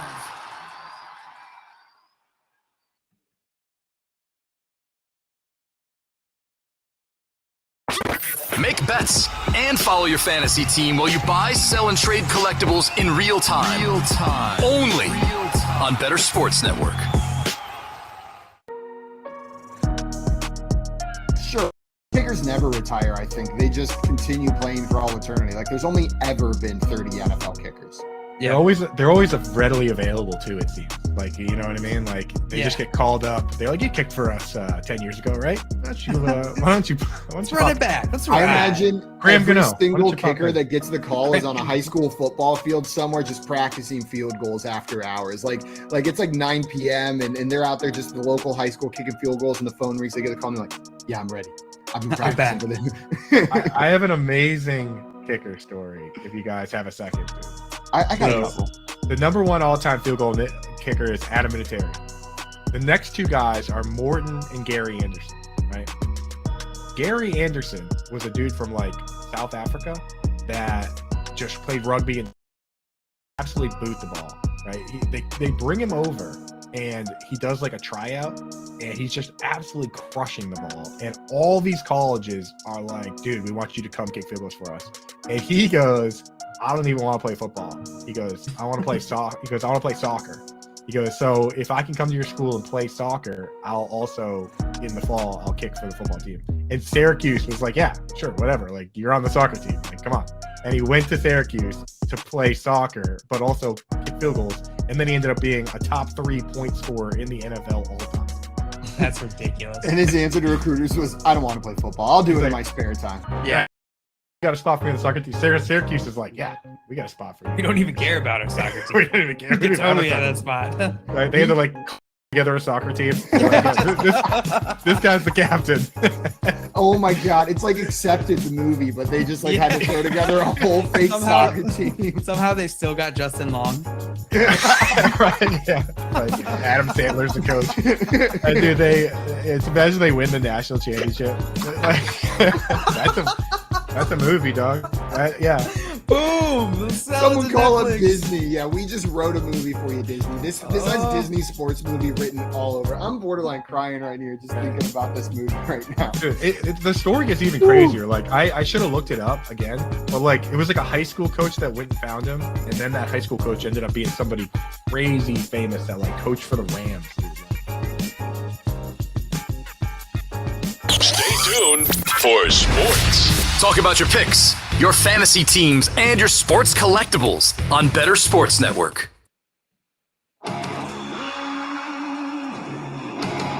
Bettor Sports Live with Rick Kamla on Bettor Sports Network. Big voice guy, you shouldn't have. It is Rick Kamla here hanging out with you all. And Philadelphia is separating here from Indiana tonight, 64-46. This is the beatdown we've been anticipating. And Tyrese Halliburton, we're upside down on this one. He has 4 points at halftime. I definitely do not feel good about hitting the over on that tonight. He's been rolling. We've been riding the hot hand, but not tonight. as they say. I tell you what, we've got Kevin Durant at 4 points. He's got 4 points very early in the game here against the Memphis Grizzlies. Some of these scores are very early. Paulo Banchero, let's go. My guy has 10 points already at the Garden. He is the high man in the game. And number 5's out there a lot, man. They play this young fella a lot. His number tonight with his point prop was 18.5. And so we're over halfway there. And we got 9:44 left in the second quarter here. So we'll keep track of these. Jaylen Brown, he's going right now. We've got Kevin Durant going right now. Who knows? And maybe Halliburton hits a heater here in the third quarter, but it doesn't look good on that one. We got Ant-Man over 21.5. That's Anthony Edwards. We got Yusuf Nurkic over 13.5 against Denver later on. We took Jaylen Brown at the over at 23.5. And we had Durant over 28.5, and we had Anthony Edwards over 21.5. And so we'll see what happens, man. But following these games, Jaylen Brown already has 5 points for the Boston Celtics very early in the game, like very, very early in the game, and he needs to get to 23.5. All right, so we've got Tom Casale coming up here in just a little bit. And Monday Night Football is going here tonight as well. I'm telling you, I am so sorry about this. This is so beyond frustrating. I'm turning off every single alarm in my phone because I this is like haunting me. Like they all say, it's hard to explain, but that won't happen again. So Monday Night Football is beginning right about now. We got the Bears and we got the Patriots, and they should be underway here with a little Joe Buck and Troy Aikman action. They're in a commercial right now. Actually, the kickoff will be here in just a moment. But I want to give you my World Series prediction here before we bring on Tom Casale. And we'll talk James Robinson going to the Jets for a 6th, could be a 5th with him. Astros all the way, baby. Hello. I'm not getting off the train now. I picked the Astros to win it all before the playoffs began. We gave you the odds, told you it was still manageable. Forget what it was, man. Too many games, too many point spreads and money lines in my brain. Plus 300, plus 400. I don't know. It's pretty good. Tyler and Anthony, I don't know if you have the ability to do this, but if you can find the odds on the Astros to win the World Series before the playoffs began, I don't know if you have the ability to do that or not. If you can, hit me up in the text and I'll let the people know. Right now, the Astros are a minus 180. I thought it would be more. I did. Minus 180 tells me a lot of Philly money is coming in. Money's coming in on Houston, and it's kind of doing this thing. It's teeter-tottering a little bit. So the money line is minus 180 for the Astros. Giddy up. I thought it would be north of 200 there. Philadelphia is a plus 156. I know Philly fans, you can't tell them nothing. They're very intense, passionate fans, and they're very much behind their team, and they definitely think they're beating the Astros and all of this, but you're definitely not beating the Astros. So I would recommend, maybe go ahead and play Philly, but maybe go ahead and hedge on the other guys too, just in case. But Houston at a minus 180 is the play here, and it's still good value. The Astros literally might sweep the Phillies. The key word there is might, but why not? They just swept the Yankees. They just swept the Mariners. On September 18th, the Astros were a plus 450. Tyler Soto, you demand. Appreciate you, Tyler. And like I said, plus 300, plus 400. I couldn't remember what it was, but I was around the zone. Okay, well, we're not there anymore, folks. You should have been there. We gave it to you long, long, long ago. And now we're completely flipped. We're about 600 off of that number right now at a minus 180. But again, we're here. It's the World Series. You want action on it. The actionable side here is the Houston Astros. The actionable side here is not, let's just throw some bucks on Philadelphia. Don't do it. You're wasting your money.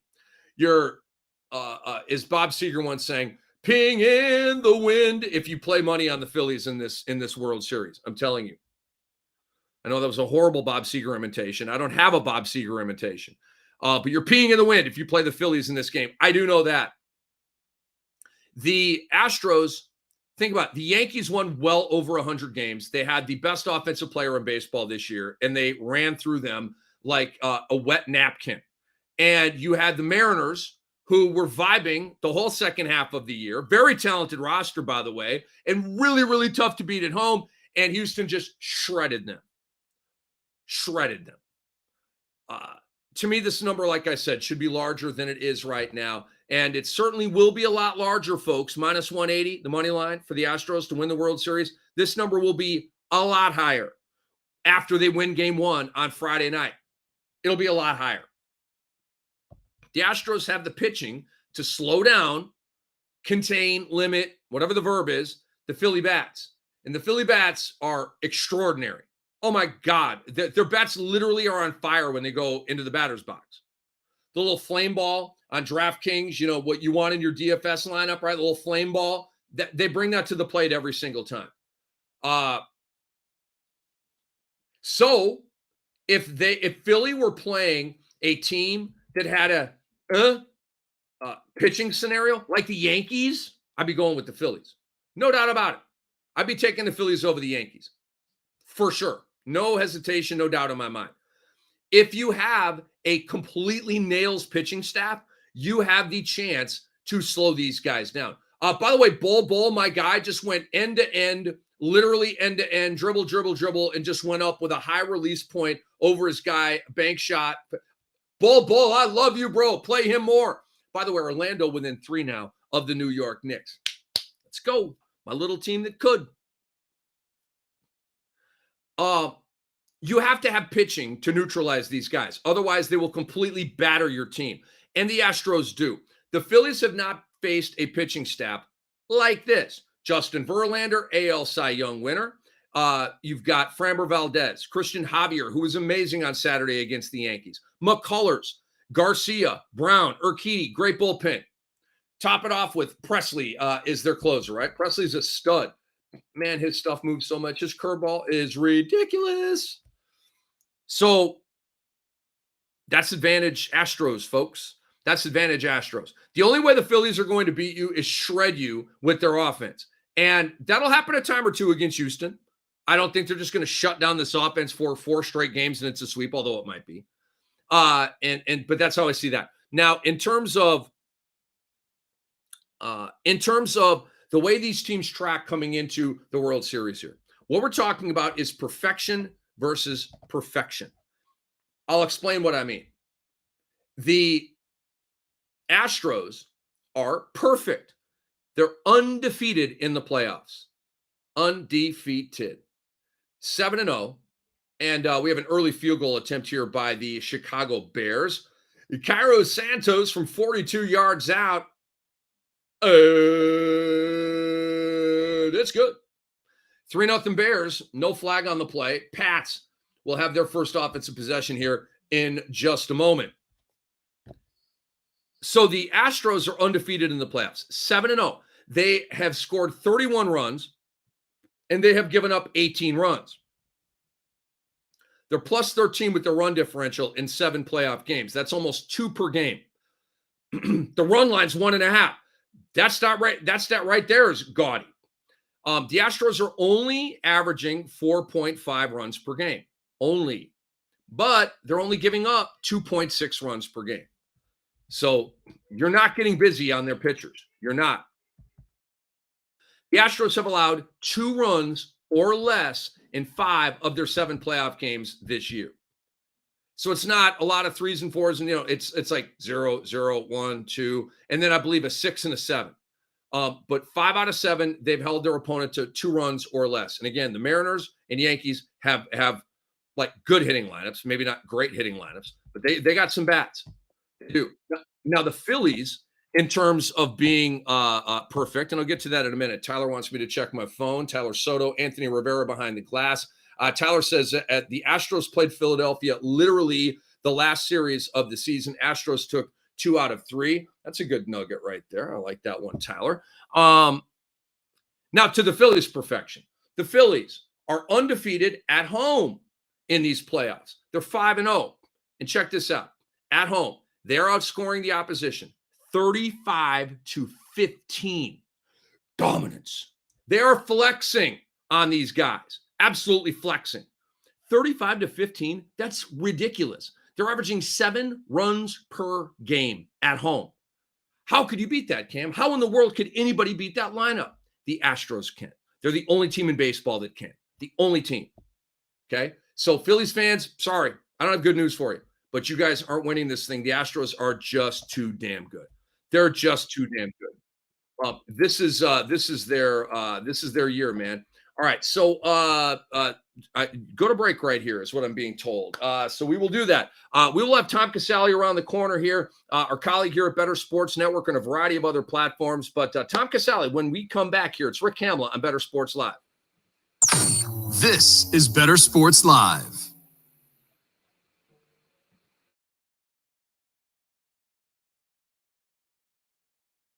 Make bets and follow your fantasy team while you buy, sell, and trade collectibles in real time on Bettor Sports Network. I got to tell this story, okay? So we're out in Canton, Ohio, and we decide to go eat late at night, like after midnight. We decide to go to the Waffle House. Somehow, Fensty's never been there, even though he lives near it. I'm in New York, New Jersey. There's no Waffle House close by.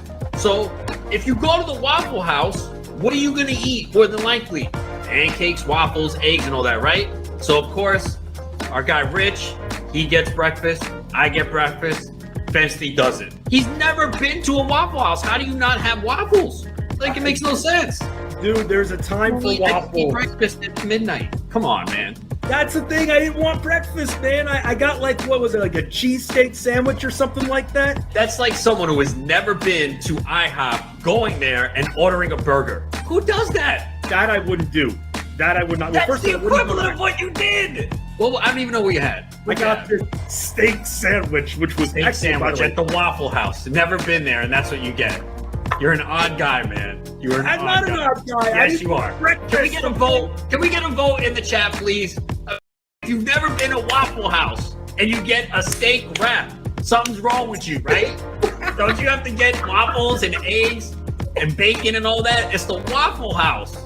Yeah, I hear you, man. It was my first time, okay? Ordering the hash browns was already complicated enough. Smothered and covered, and it's almost like it's crazy how much combinations you can have. And I know that everybody's killing me for it right now. And no, to our producers, I don't get pasta at a steakhouse or anything like that. No, Alfredo, that's what he gets at the steakhouse. Bro, do you follow me on Instagram? I'm always on that grill. You know how much I love steak. Why would I go to a steakhouse and get pasta? Because you go to Waffle House to get steak wraps. That's why. I didn't know it was all waffles, bro. I thought it had like a little bit of everything. That's why. You know, I didn't realize they were famous for waffles. Hey, look. You know, the name of the place is the Waffle House. What else would they be famous for? You know what? That's fine. I guess it's a hot take getting a steak sandwich. As long as it was good, I housed that thing in 10 seconds. Okay, you were never there, and that's the first time. You're not going to try a waffle? Do you admit it was a mistake? I don't really like waffles. Call, chat, enter contests in real time. It's Sports Talk 3.0 with Bettor Sports Network.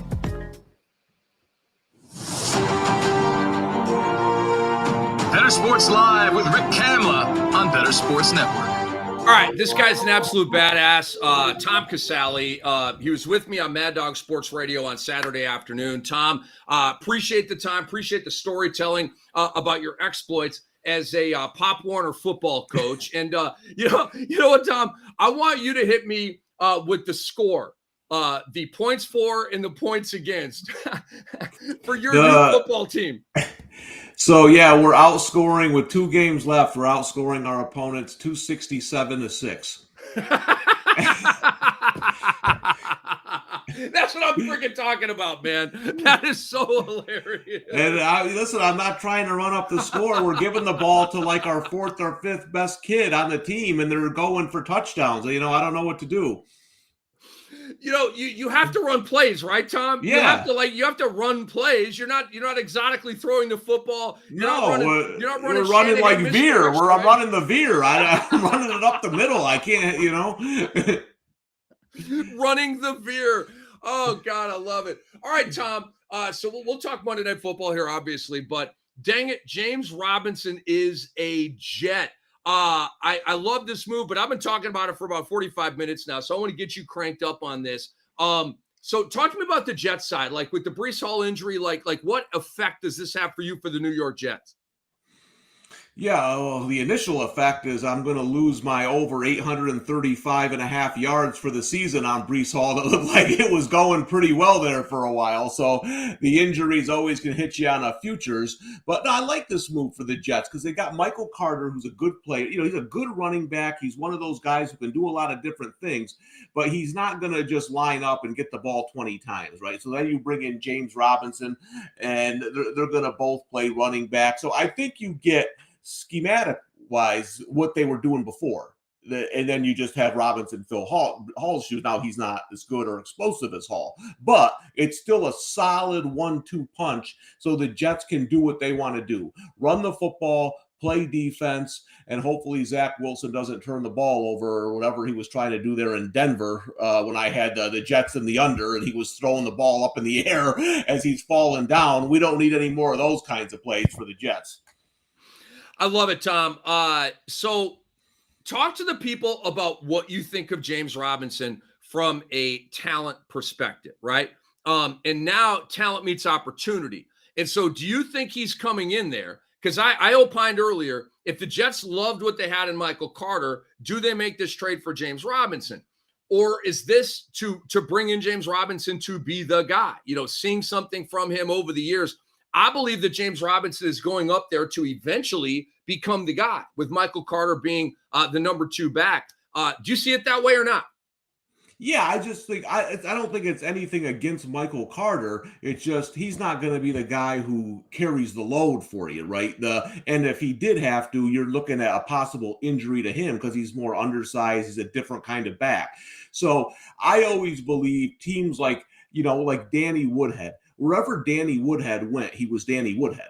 That was a good thing about him. They didn't try to change him. I don't think teams like to change guys like Michael Carter because he does what he does so well. So let's not try to put him in a role where he's not going to be successful. So then you bring in Robinson.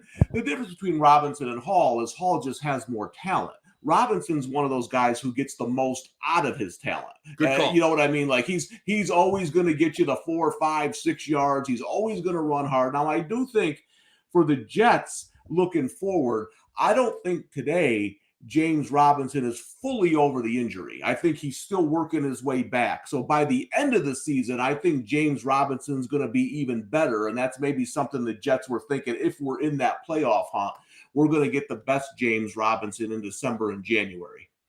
Tom Casale is hanging out with Rick Hamley here on Bettor Sports Live. Tom is with the New York Post. He's with the Action Network. He's here with us on Bettor Sports Network. And we're hanging out on a Monday night. By the way, the Pats did nothing with their first drive. They had to punt it back to the Chicago Bears. So, Tom, one more question I have here on the James Robinson trade is let's talk about the Jacksonville side of this. And last week, Travis Etienne had 14 carries. James Robinson had none. Hasty, who's just in the way everywhere he goes for fantasy managers, did get 1 carry in this game. And Etienne obviously had a very, very critical fumble going into the end zone in that game against the Giants. But it is like, this is great news for Etienne owners, right? There is smooth sailing ahead for Travis Etienne, right?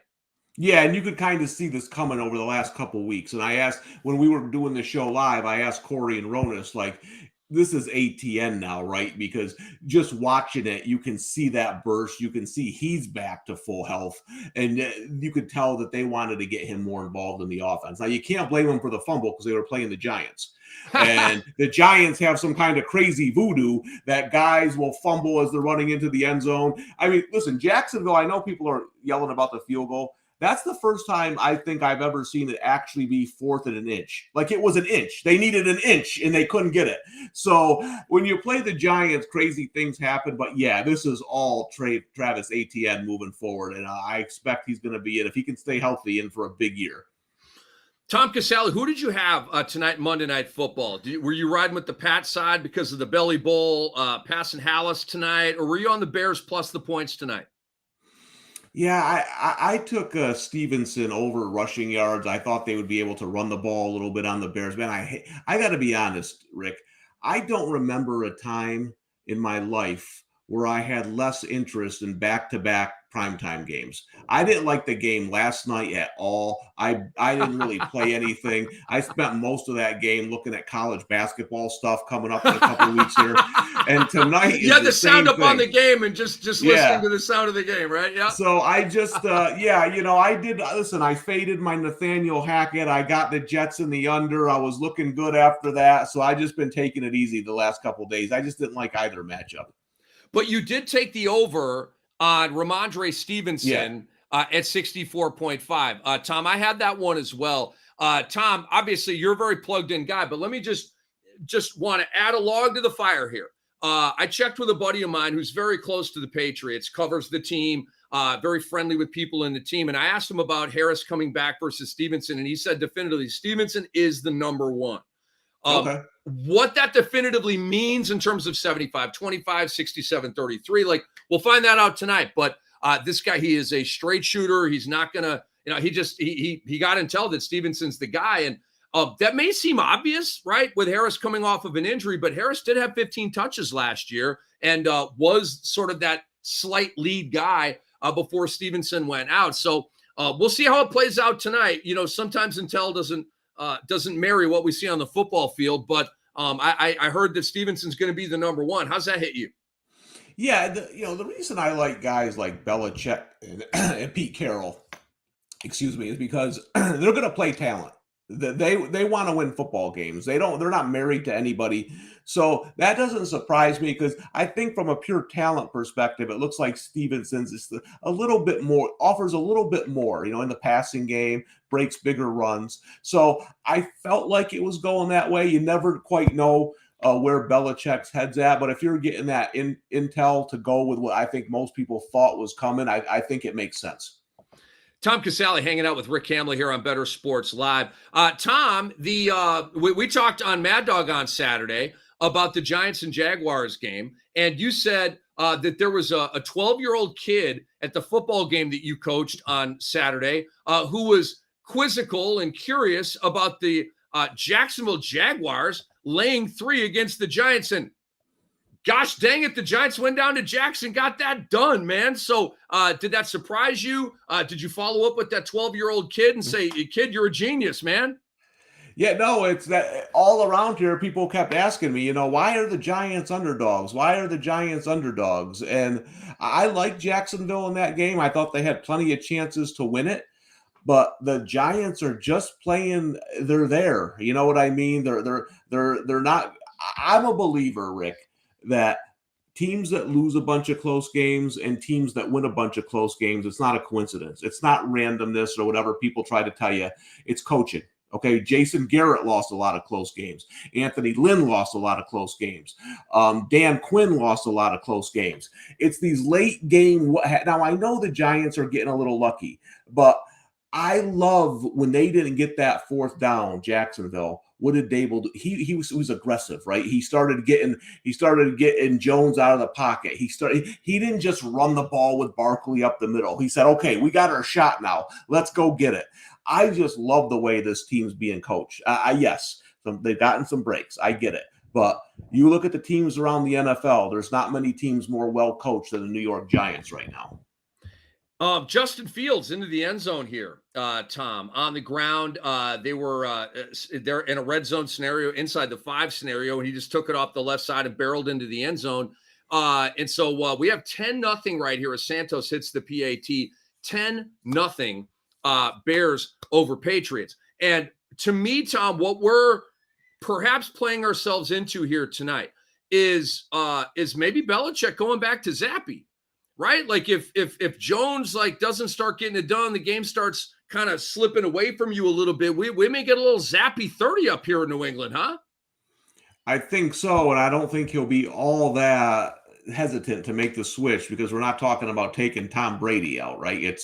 I think they're pretty close. It was probably a close decision for Belichick to make this. He probably thought since it was close and Jones didn't do anything really to lose the job, he was injured, let's go with him, see how it goes. But I agree. I think he might have a quick hook here if the Patriots don't get it rolling. And then Tom, I wanted to ask you about because we talked about Brady and Rodgers on my Mad Dog Sports Radio show on Saturday afternoon, and we're lamenting like how bad they've looked and how rickety their bodies look and how many. It didn't get any throws better they've the seen. next day, did it? And Tom, it got no better. It No. got worse, especially for the Buccaneers. Weren't you telling me on Saturday, Tom? How in the hell can the Buccaneers be laying 13 points? Were you telling me that? Yeah. And so take it from there. But talk to me about Rodgers and Brady and what you saw and didn't see yesterday. Yeah, you asked me about the game, and I said I wouldn't bet it, but I don't know how the Buccaneers can be laying 13 points. Obviously the Panthers, they have a coaching change. They're playing like their ninth quarterback. But it's week 8. I don't think it's going to change here. It's whatever's wrong with these teams does not look like to me it's a quick fix. You look at Tampa Bay, and I said this, Rick, listen, my kids play offensive line. I love offensive line. I couldn't understand why the media guys were making nothing out of the Bucs losing 3 starters on the offensive line. They'll be fine, Tom. They were literally saying, oh, it's Tom Brady. But here's the thing. Tom Brady's 50.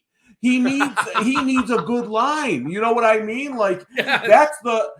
I understand what Brady is doing is unbelievable. But the whole point is that if you remember his last year in New England, they did not look that great on offense, and the Titans took them out in the first round of the playoffs. What was the problem? Offensive line. So when that was a big red flag to me, and I couldn't believe nobody was making a big issue. Now, the Packers have all kinds of problems. None of those receivers are open. I don't know why they don't use. They drafted 9 running backs. They won't use any of them. The defense isn't playing as well as it should be playing. So if you said to me which team's going to magically wake up tomorrow and be better, I would lean the Buccaneers because I think the Packers just are done. But I don't know if the Bucs are going to do it. I think the Falcons might be live in that division. I can't believe I'm actually saying that heading into November.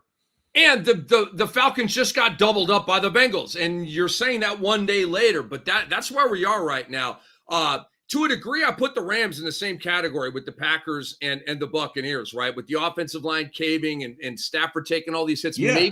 Maybe they come out of the bye, and they've got it fortified and they've got it figured out. But Tom, when you have a rickety, old, can't move quarterback and a bad offensive line, it has always been a terrible combination. And we're seeing that in Green Bay, LA, and Tampa Bay. It's the same thing, man. And the thing, Rick, is you can lose one lineman. Like the Cowboys lost Tyron Smith. You can do things to substitute the loss of one good lineman. But the teams you're talking about have lost 2-3 offensive linemen. They're going to guys who shouldn't even be in pro football. The offensive line play in the NFL in general is bad. But think about spring football, Rick. Why doesn't spring football work? It's not the quarterbacks. I can tell you that right now. It's the offensive lines are so bad. The defenses are just getting pressure in 3 seconds. It's boring to watch. People change the station. So that's what I'm seeing in the NFL right now, where these lines are bad. There's been injuries to some of the good teams. And listen, a third team guard in the NFL isn't that good. Trust me. Because usually the first team guard isn't that great. So when you get down to that third team guard, you can forget about it. And we have Mac Jones missing Tyquan Thornton down the left sideline here. He had a step on his man, and Jones put it a little bit too far out in front of him. We may get a little zappy going on in this game. But, Tom, I really appreciate your time, man, over at Mad Dog on Saturday, here on Monday night with your boy Cam on Bettor Sports Network. Tell the people what you're working on here before you dip out, man, where they can, outside of here, where they can read you, see you, feel you, and touch you, my friend. Sure, you can follow me on Twitter at the Tom Casale on every week on Saturdays. I have a college football best bets at the New York Post, and once college basketball season comes, I'll have an article up every day looking at my favorite plays of the night. When college basketball gets rolling, we'll be talking about that because honestly, that's not a specialty of mine. The NBA is a specialty of mine, and I'm watching the NBA while a lot of you are watching college hoops. So we'll bring you on for that layer because there's going to be a lot of good betting opportunities. I know you're going to be hitting me with freaking Fresno State, over Montana Valley Tech and all that kind of stuff. I got them all, Rick. Hey, listen, opening night, 2 weeks from tonight. You want to go Youngstown State over Canisius and then give me Temple laying it with Wagner. They'll beat them by 40. Oh, my God. I love it. Tom, enjoy the rest of Monday Night Football, man. We'll talk soon. Yeah, thanks for having me. Take care. All right, that's my guy, Tom Casale, right there. Blessed to be a teammate of his right here on Bettor Sports Network. So let's take a look at a Bear offensive lineman being carted off the field. Not a good sign right there. But what is a good sign? Let me check some of these wagers we've got for you here. Jaylen Brown is at 10 points with 7:47 to go in the second quarter. Looking good on Brown and his over of 23.5. The Pats, by the way, have the ball at approaching midfield here. They're at their own 42-yard line, 2nd and 6. Let's see Halliburton here. Halliburton's got 17 points. Here's Hunter Henry over the middle getting jackknifed by a DB from behind. Tyrese Halliburton, this guy. And he's got the Pacers back in the game. Oh, let's go. Let's go. Tyrese Halliburton, baby, get us to 19.5. He's at 17 right now. He's the gift that keeps giving. He had 4 points at halftime. We thought we were done. We thought we were cooked. We thought we were the lobster being dropped into the boiling pot of water. And Tyrese Halliburton has rescued and saved the day. Oh, this is fantastic, man. This is fantastic. Tyrese Halliburton, he's not home yet, but we got 150 left in the third.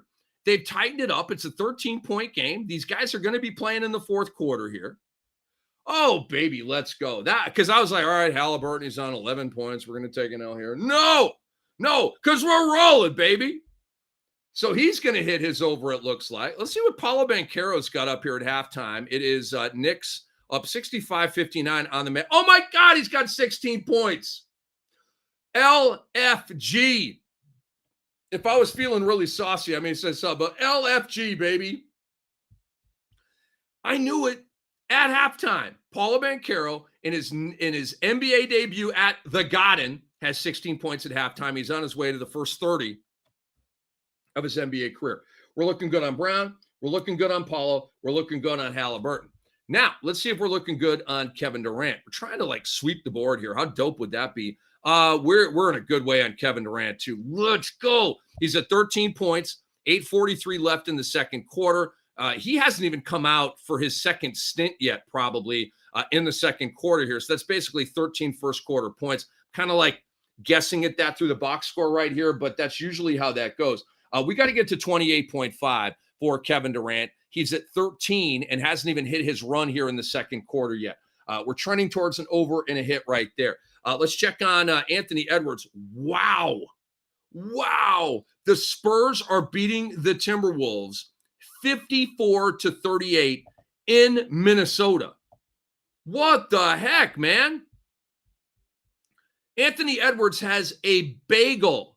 What is going on here? Have I entered the Twilight Zone? Anthony Edwards is a forgotten man in the office. Is he in foul trouble? He's not even in foul trouble. What is going on here? He's a minus 18. He's playing like garbage. This is like a story right here. Edwards has 0 points in 15 minutes. He's 0 for 4 from the field at home against San Antonio. Holy crap. Blown away. All right. I mean, if we go 5-1 or 6-1, I mean, it's a good night. I mean, I'm trying to, like I said, I'm a perfectionist here. We got a long way to go, though. 6:40 left in the second. If he gets cooking here towards the end of the half, he could maybe even approach double figures. Then, boom, we have a healthy second half and we get there. But I'm just shocked. Minnesota's down 16 at home to San Antonio. Wow. And Anthony Edwards has 0 points. That is absolutely crazy. And then later on tonight, I've got Nurkic over 13.5 against Denver. That game has not started yet. So, wow. That blew my hair back right there. That blew my freaking hair back. It did. Top of the hour, we've got Steve Alexander of rotoworld.com. Talk a little basketball with him. Basketball's rolling. We'll talk about players to pick up. We'll talk about the action tonight in the National Basketball Association.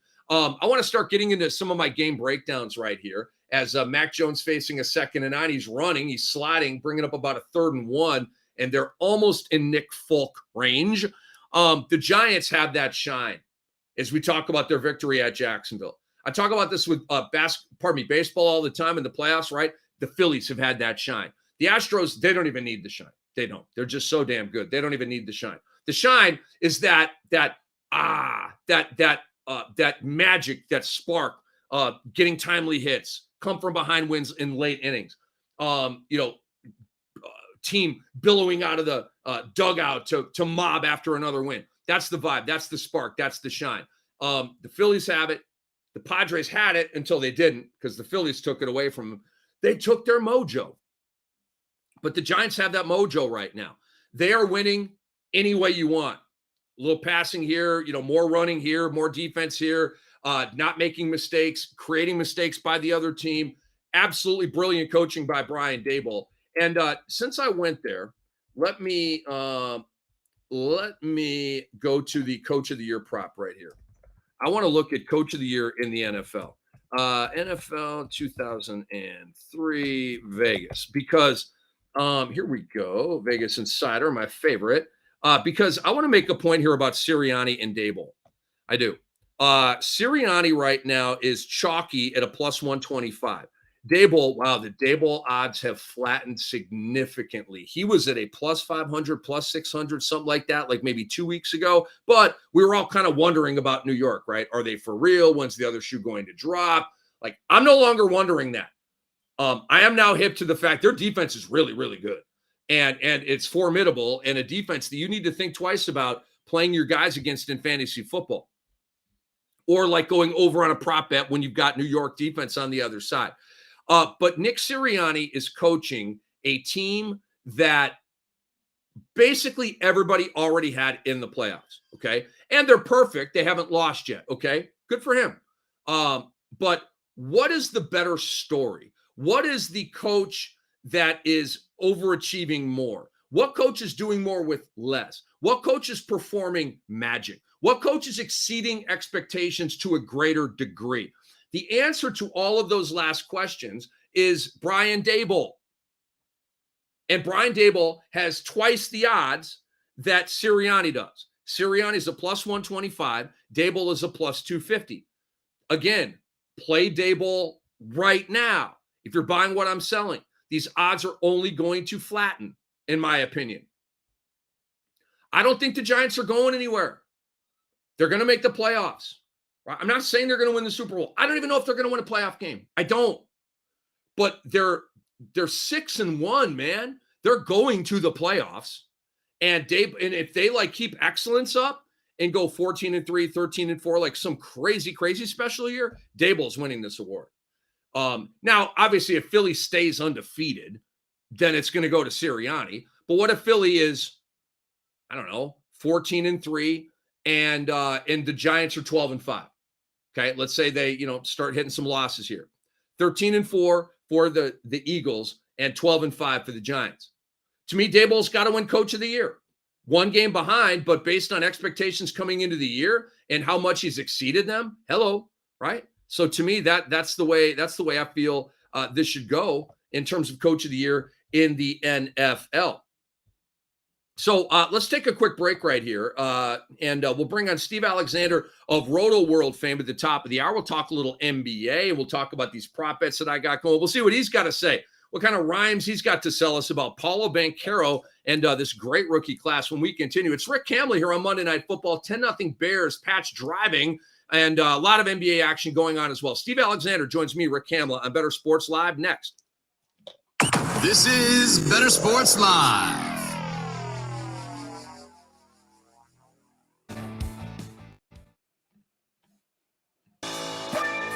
Front Yard Fantasy, weekday mornings at 7 Eastern. Yeah, sorry, I'm just banning the porn bots real quick. Whenever the porn bots, I will say, dude, whenever the porn bots show up, it means we're doing something good. It means that we're showing up. So, they wouldn't find us if we weren't, if the live stream wasn't good. So, you know what? We welcome you here. Tinder-hot-xyz-best adult dating site. One of our biggest fans. I detach all of my self-worth to how many porn bots come into our show in the morning. If we don't get any porn bots, I go the rest of the day thinking, what did I do wrong? Why didn't Tinder-xyz.com want to hang out with me this morning? Yeah. People ask, how's the show? I'm like, not that good. Not No a single porn bot. porn bot showed up. Moose and Keith. Weekdays at 10 a.m. Eastern. Because I never asked you this. When did Noah first where you got a sense that this is what my son wanted to do? I was really busy during his formative years. I didn't meet Noah till he was about 19. Nice. So, Your wife did a good job. yeah, you may want to talk to my wife. I would say about he started showing a legitimate interest.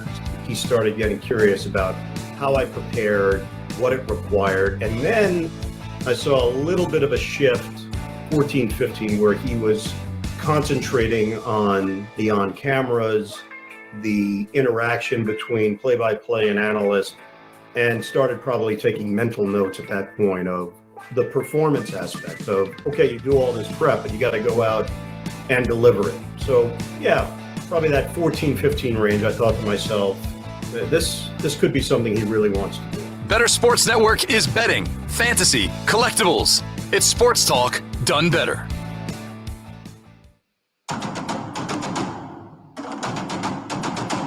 Bettor Sports Live with Rick Kamla on Bettor Sports Network. And we bring in right now my dear longtime friend, Steve Alexander, a.k.a.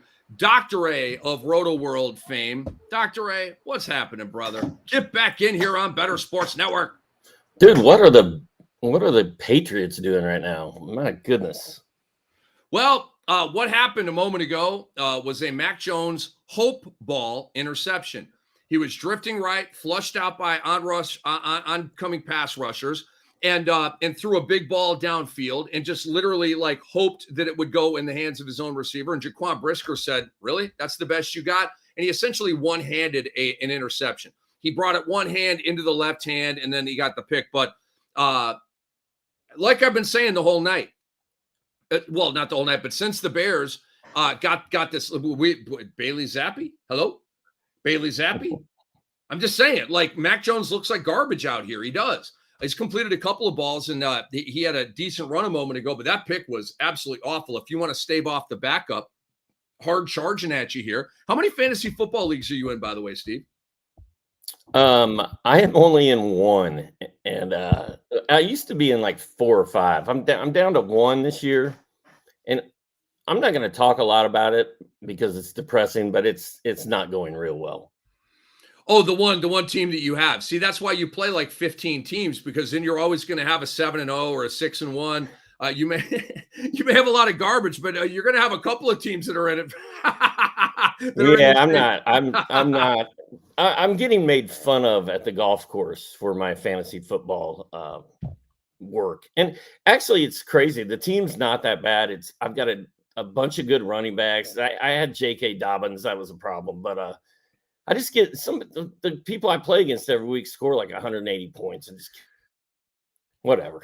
I'm in a college league like that. I have scored the second most points. I have given up the second most points. And did I win last week? I think I did. I think I can't remember. I'm 3-4, 4-4, something like that. But it's just annoying. Every week I get a dump truck dropped on my team. It's super annoying. All right, let's Steve, look, I have right now Monday Night Football on. I'm toggling between the Knicks and Magic game, because the Magic are my homies. And I DVR'd the Grizzlies and Nets game. I'm going to watch that when I get off the air here tonight. Too much. I got too much going on here. But Paolo Banchero, Dr. A, I gave the people the over on his point prop bet at 18.5. My young fella is at 16 points, and they basically just started the second half. Sing him a song about Paolo Banchero, what you're seeing, the greatness that he is displaying. Oh, and he just hit the over. He literally just hit the over. Wait a minute. Was I wrong, or was the camera wrong? Was that Wendell Carter or Paolo Banchero? It was Carter. My bad. And I'm a play-by-play guy, so I shouldn't have screwed that up. He's gonna hit it any time now. He had a great first half. He's bullying people, man. He looks like he's been in the league for 5 years. He's trucking people. He is. I mean, get out of my way. Like, he's got the power game, he's got the finesse game, and he's got 16 points right now in 20 minutes, 5 of 9. He's on his way to 20 plus in his first 4 games. May hit 30 tonight. And I liked Orlando, Steve, plus 7.5 tonight. I'll give the Knicks the win here, but I thought Orlando would live inside that number. So far, so good with that. Another prop bet I had tonight here, Dr. A, was Tyrese Halliburton. The over on his was 19.5. Check this out. It got bet down to 18.5. And so I was on that. And last I checked, he had 17. And he's just recently gotten it cooking here in the third quarter against Philly. Tyrese Halliburton has not scored yet in the fourth, but Indiana's tightened up this game. It is Sphincter 30 at Wells Fargo Center. Sixers up 9 on the Pacers. How good is Tyrese Halliburton? 17 points, 5 boards, 10 assists. And he's been sitting on 17 and 10 for a bit now. Kind of thought it'd be higher than that by now, but there's 8 minutes left to go in the game. We should be good on that prop. But Halliburton is a double waiting to happen. We had him ranked super high at Roto World as far as fantasy point guards go, because he's going to get those assists that some other starting point guards don't really do. Did you have him? Bailey Zappi, by the way, is warming up on the sideline right now. Mac Jones looks to have been pulled, folks. I'll confirm. Rappaport just said, if it's Rappaport, it's true most of the time. He said Zappi is going in, and Zappi is entering the football field right now, folks. 11:55 to go in the second quarter, and there is a rousing ovation at Foxborough and Gillette Stadium for Bailey Zappi. So how about that? Steve Alexander, you live here with your boy Rick Kamla to actually talk basketball. Ironically, we're watching Drew Bledsoe passing the baton to Tom Brady 2.0 with Mac Jones to Bailey Zappi. It's happening right now on your watch. They've got the ball on the 45-yard line, and yeah, it's Zappi time. Dude, you know who else is going crazy tonight is Ja Morant. Ja Morant, he always goes crazy. That's what he does this year, man. And Dame will go later. He's got back-to-back 41s. And I looked into Dame, and I kind of stayed off of his over tonight. Ja Morant 20 already, Durant 18 already, and they're entering a very sweet, like in football, right? It's the 2-minute drill at the end of the half, end of the game. We get a lot of goodies then, right? Well, I found that the end of the first half, that last 3 minutes, guys really go for it, and they're lathered up and they're cooking. And so Durant's at 18, Morant's at 20, but those numbers may billow here before the end of the half, Steve Alexander. Yeah, they might. And Ja is 6 for 6 and 2 of 2 from downtown. He's throwing down dunks. He's picking up technical fouls. Nobody can stop this kid. And he looks awesome tonight. All right, so give me a guy, an NBA player in fantasy basketball who's killing you, and give me a guy in fantasy basketball who is like making your year. Give me a guy who is like, oh, this guy. And if you don't have one off the top of your head, that's fine. But is there a guy that is just your guy? Like Paolo Banchero is that guy for me right now. Like everything he touches is turning to gold for me. Give me a guy that's really working out for you in fantasy basketball. Well, he's not the most exciting guy around, but Santi Aldama is starting for Jaren Jackson Jr. for Memphis. He blocks shots, he gets rebounds, he scores points. You could pick him up near the end of your draft, and he's had a really solid season. He's got 10 points, a block and a steal, 3 boards, 2 3-pointers tonight. That's fantasy gold, Rick, as you know. That's just money all day. And there's tons of time left in that game, too. They're still in the second quarter. All right, so here's Zappi back to pass. We got a long one, wide open receiver, and he missed him, but a great contorting catch and a touchdown. Zappi's in the end zone. And I believe that's Kendrick Bourne. It wasn't even a good throw. He turned him around, and Jacoby Myers caught that one, 30-yard touchdown. And so the Pats are right back in at 10, soon to be 7, Bears over Patriots. See, this is Drew Bledsoe and Tom Brady all over again. And it's because you're here wearing your Luka-esque Dallas Mavericks hat right now on Bettor Sports Network with Rick Kamla. And so, all right, give me some other guys here, Steve, on the waiver wire that people should be looking at. In terms of, you mentioned Santi Aldama. Hopefully he's not still on waivers in your league. And they're reviewing it here, but there was no bobble right there by Myers. That should be a touchdown. But give the people some waiver wire advice. Do you have any guys off the top of your head you think people should be picking up here? Oh, let me take a look here. That league is pretty. Nick Richards playing center for Charlotte.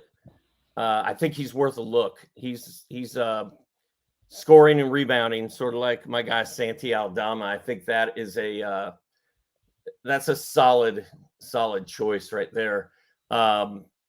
Nick Richards is playing. He's going to play a lot of center for that team because the kid, is it Mark Williams, the rookie? He's just not ready.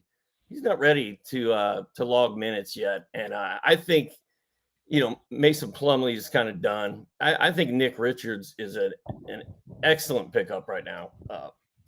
Probably available in more leagues than he should be, I'm guessing. Grant Williams for Boston.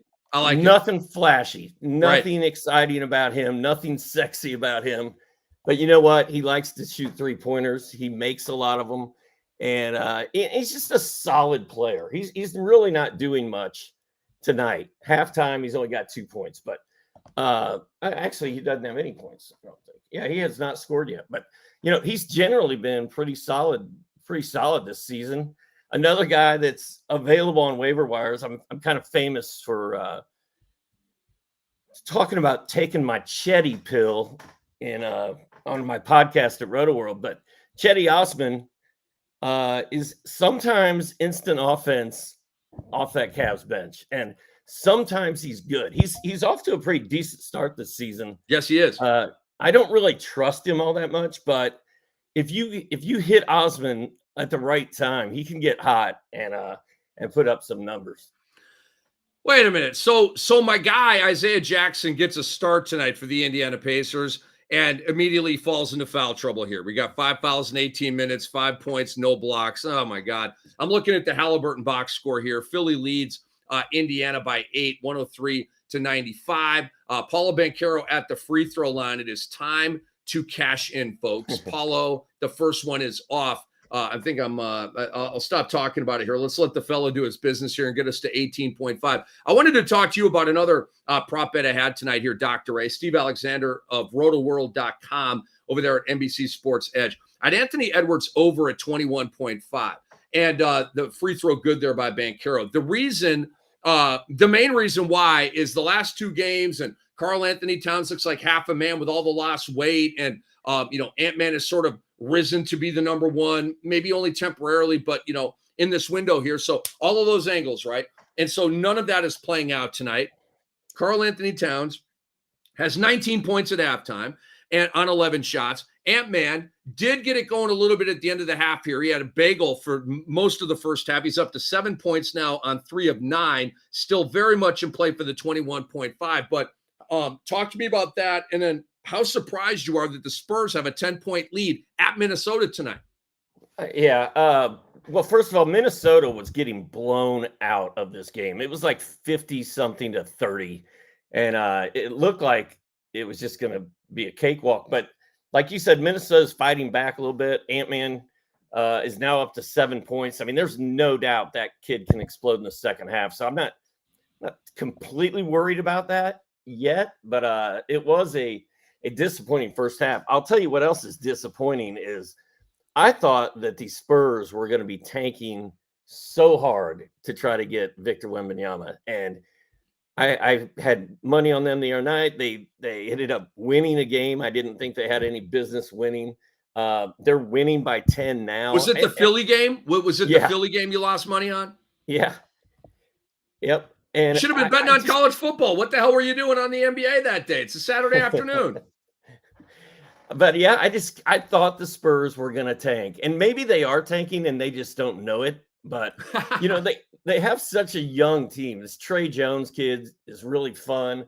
Sochan, the rookie forward, is actually playing good tonight. He's got 12 points. Devin Vassell, fantasy stud, 7, 5, and 3 with a triple. I just don't think the Spurs got the memo that they're supposed to be losing all these games. They're 2-1. They keep this up, they're going to be 3-1 after tonight. I did not see that coming. I did not either. And, I think the 15-game losing streak is coming at some point, but it hasn't happened yet. And Dr. A, players and coaches don't tank. Teams tank, right? And in the NBA, with all of these sort of threats put out, like, we're going to really be monitoring tanking this year. Okay, how?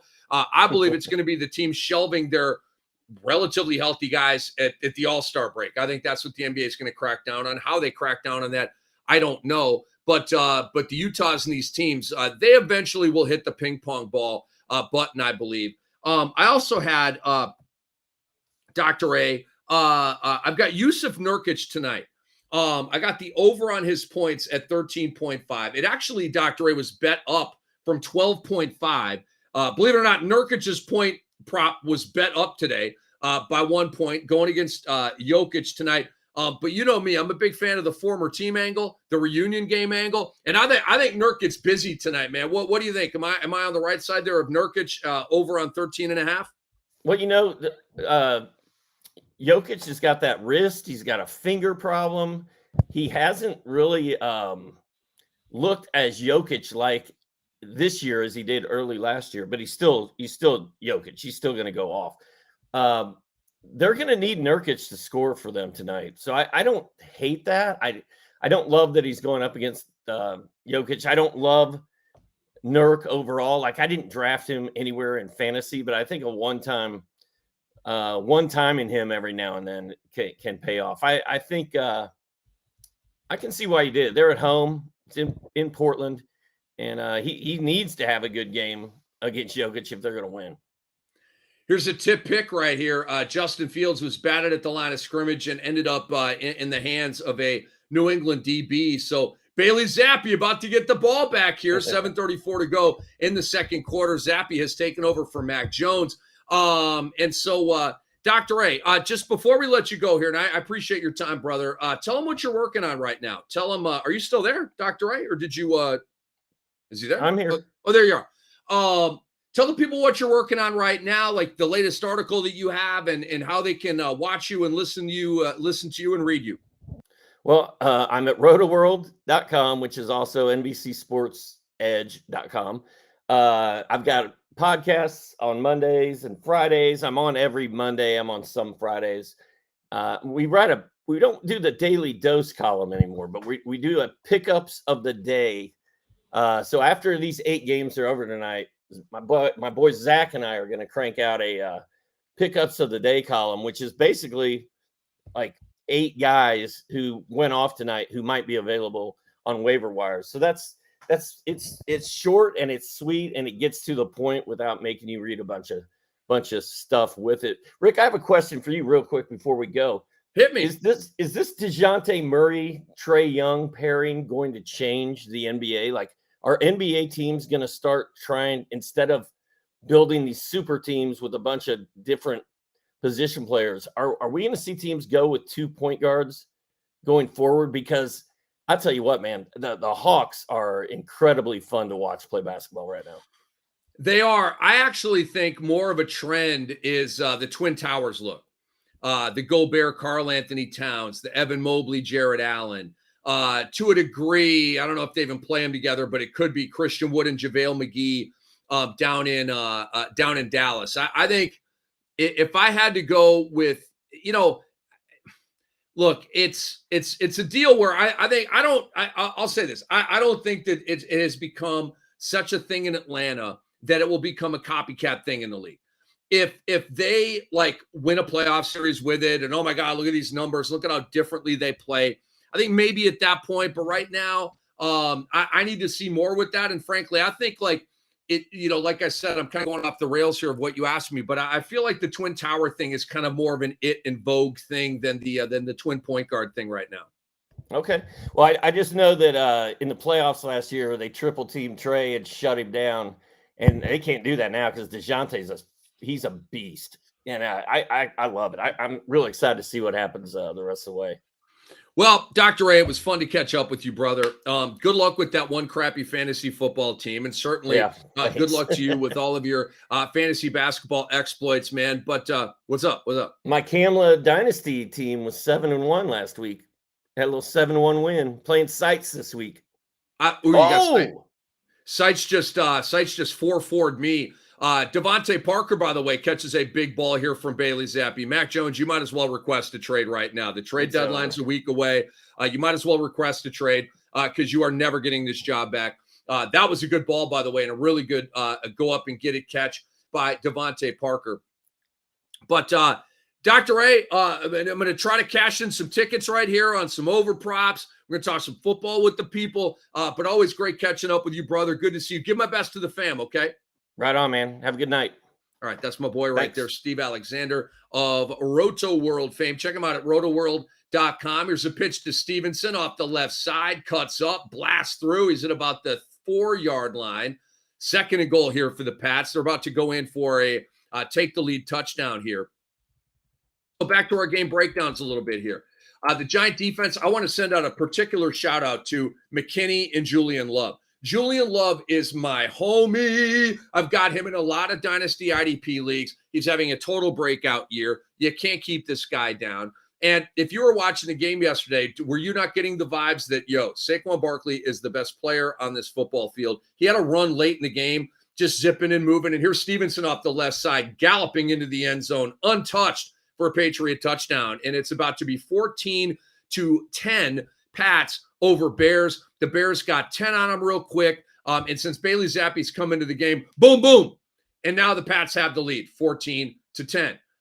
This game probably a little higher scoring than you thought. I did say I like the Patriots minus 8.5 here tonight. And suddenly with Bailey Zappi, we're looking good on that. They're +4 right now over the Chicago Bears, pending +3, pending this kick for +4. But Travis Etienne with the James Robinson trade, backfield is his, no worries at all.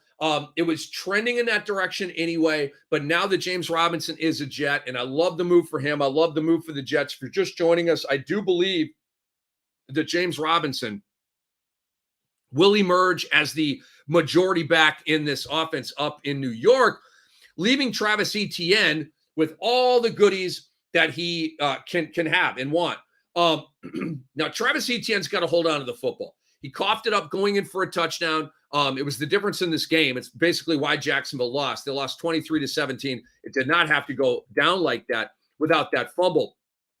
And I'm going to be really, really curious. Matter of fact, let me go to it right now.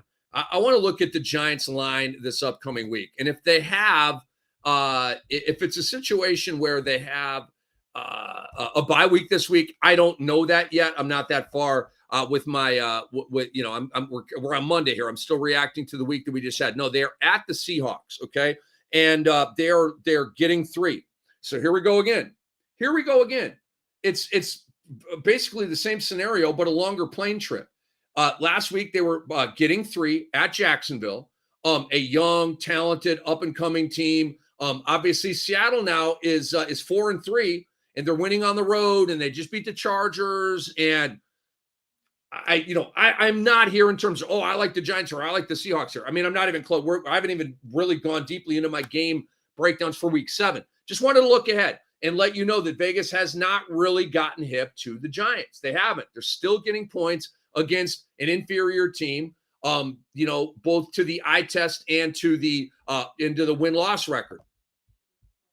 Just wanted to put that out there, that the Giants are still getting 3. You might want to get in on that one now. And I don't know, maybe there's some stat that the Giants are 1-11 all-time ATS at Seattle. I don't know if that stat exists. If it does, Dave Poland will probably know it. Maybe Tyler Soto and Anthony Rivera will know it. So, all right, before we get to, I tell you what, I'll wait till halftime and we'll run through the box score here of the Pats and Bears game. By the way, Bailey Zappi is in. He has directed 2 touchdown drives and 2 touchdown drives since he has come in the game. And wow, the Knicks have opened up a 14-point lead over the Orlando Magic. We just got to get Paolo Banchero home, man. 18.5 and over. But Atlanta and Cincinnati, let's talk about this game. Joe Burrow has these massive games, doesn't he? I mean, he had him at LSU. He had it against Atlanta. And boy, was this a sweet spot, man. What a sweet spot. Bad pass defense at home. And you got T. Higgins back fully healthy. You had activated Chase the week before, and boom, it all happened. All of the wide receivers did their thing. They really did, specifically Boyd and, of course, Chase. Now, we survived a little bit of a scare with Chase. He left the game at one point with an injury, came back in, and he didn't really get any goodies after coming back in, and we'll probably have to look at some limited practices and stuff like that this week. But at the time, it didn't look good, and but he was able to come back into the game, and that was definitely a good sign. Tyler Boyd proved what I know and what a lot of you already know. When you throw him the ball, he is one of the best wide receivers in the league. This is how deep their passing game is. You have literally a guy, maybe he's not a number one, but he's definitely like a rock star number two coming out of your slot. But when you got Higgins and you throw to your tight end and you've got Chase, like some games it's a Boyd game, some games it's not. That was a Boyd game, and it was fun to watch, man. Got him into Cam Dynasty. Boy, Justin Fields keeps running and running and running and running. I told you, literally the Bears offense is Justin Fields running the football. That's literally their offense right now.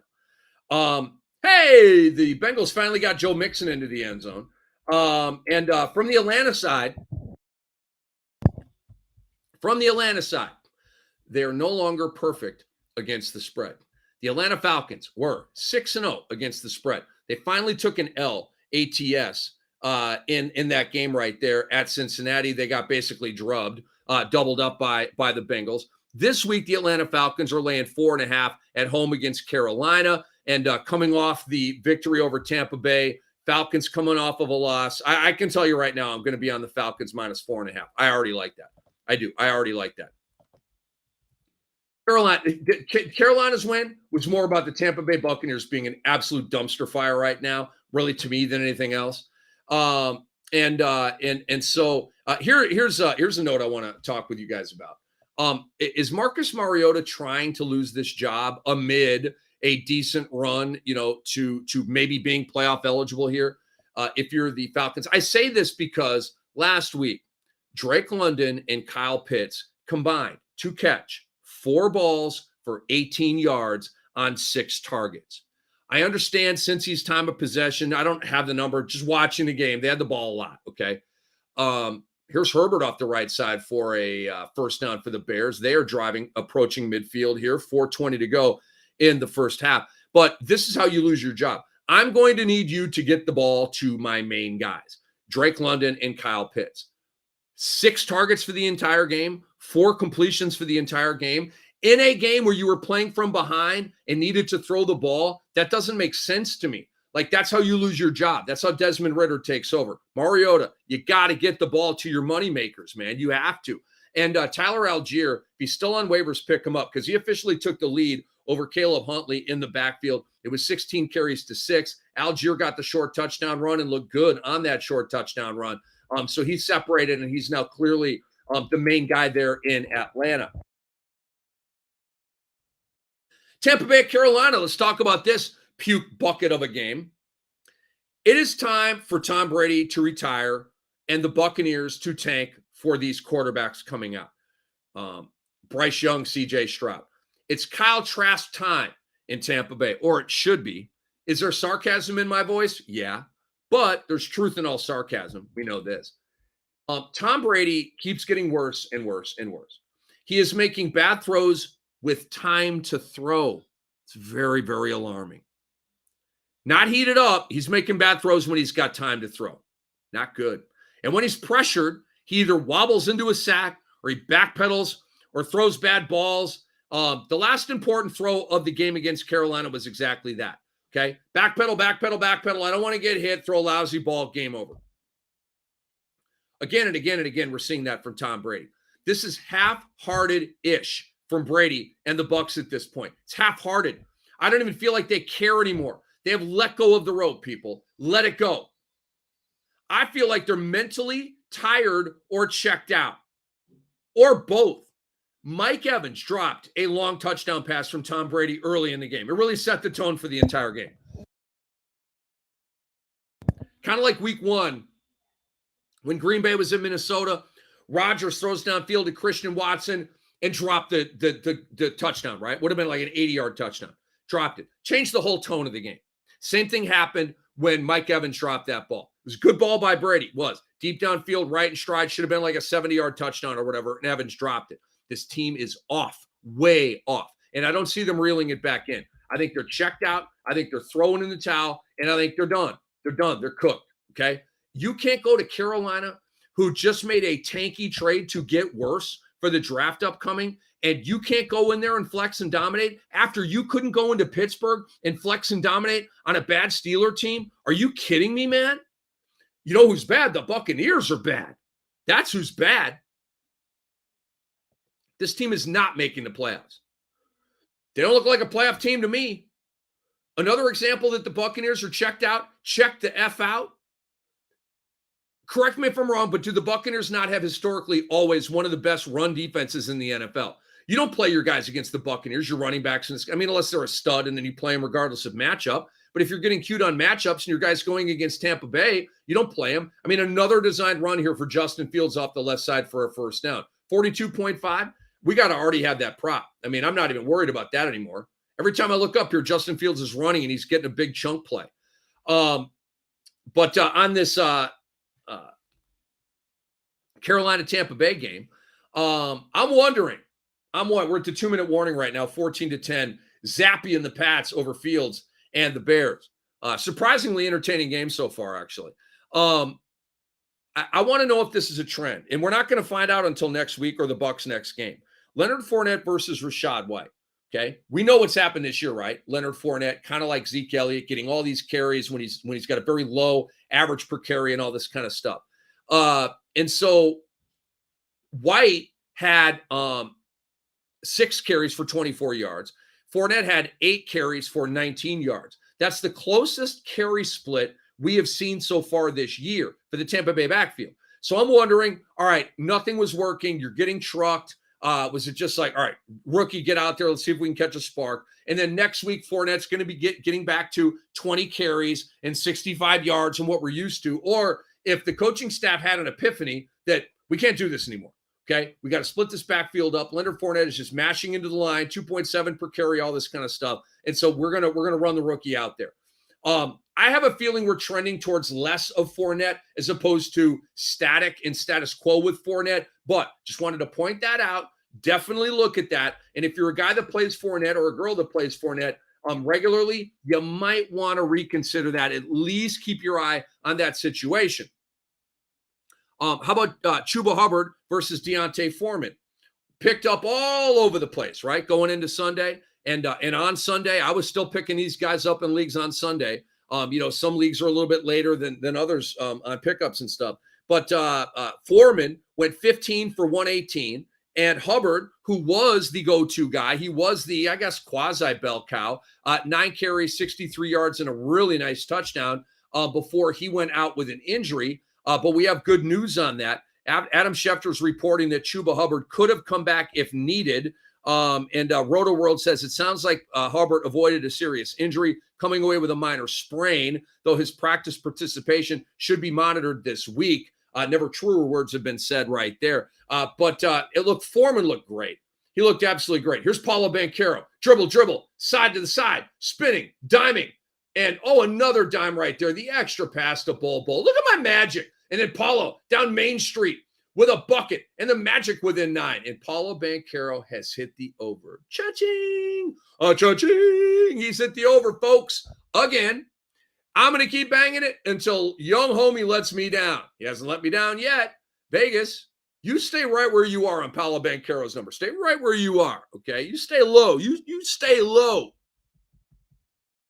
All right. I just want to send a shout out to PJ Walker for finally activating DJ Moore, something Baker Mayfield could never do. He did slightly against the Giants. Remember, he caught a touchdown and that was like, he just vaporized again. 7 catches, 69 yards, and a touchdown. And here's a passing touchdown to Khalil Herbert. You don't throw to Herbert. That's not what you do. And they just threw to Herbert, and he scored a touchdown. This should have been David Montgomery's to give us the over on his receiving prop. Literally, they don't throw to Khalil Herbert, and they just threw to Khalil Herbert, and they bamboozled the GOAT and me. But it's a Bears touchdown here. What I can tell you, that was a nice play by Fields. Changed the arm slot, waited for a defender to kind of move so he could wrap it around him, got it to Herbert, and it was wide open field for Khalil Herbert for the touchdown. Kind of threw a bar of soap out there to Khalil Herbert. That was a nice play by Justin Fields as he got sandwiched by two Pats defenders after making that throw. Very, very mature professional play right there by Justin Fields. So it's soon to be 17-14 Bears over Pats, and Bailey Zappi will have about $150 to operate the 2-minute drill. But 7 for 69 and a touch. This is what we're talking about from DJ Moore and PJ Walker. Keep it up. Now, do you think the Buccaneers are ever going to be favored by 13 points this year again? I don't. I mean, that number looked weird even last week, right? Like, really? 13 points? Really? That's what you got? And when it looks weird, you go with how it looks weird. It looked weird from the Carolina standpoint. Like, I know they suck, but damn, 13 points? So, like, weird in that way. Like, how can it be favored by 13, right? Play the other side. Green Bay and Washington. Let's get into my game notes on this one. I told you last week, Taylor Heineke can play. Now, he got off to a slow start, a very slow start. Missing throws, throwing behind receivers. His timing was off. He would see it, wait, throw, too late, all that kind of stuff. Very slow start. And you were like, what are we doing here? Is it time to bring Sam Howell out of the bullpen? But then Taylor Heineke started dropping dimes. He had an OTS touchdown dime to Terry McLaurin that was super clutch. Then on third down to seal the game, very late in the game, third down, Green Bay could have gotten the ball back with a chance to come back and win the game. And Taylor Heineke threw a beautiful, it was like a loping throw. It wasn't like a dart. It was like a touch pass right to the sideline. He was on the left side of the field, threw back to the right. It was a gorgeous throw. Right to McLaurin, caught the ball, went out of bounds. First down Washington and Green Bay. Now we can just run out the clock. Taylor Heineke just beat Aaron Rodgers. Okay, I love that. I do. And Aaron Rodgers, he looks more and more washed by the week, folks. He does. He no longer looks spry and shifty and sprinting to the sideline for first downs or running over the middle into a slide for a first down. He doesn't want to get hurt anymore. Doesn't want to take any more hits. Too old for that. He's too State Farm entitled to do that. It's like he's retired from doing all the dirty work, right? Running and taking hits, and he's above it. He's above it all. He's entitled that way. You can see it. You can feel it watching him play football.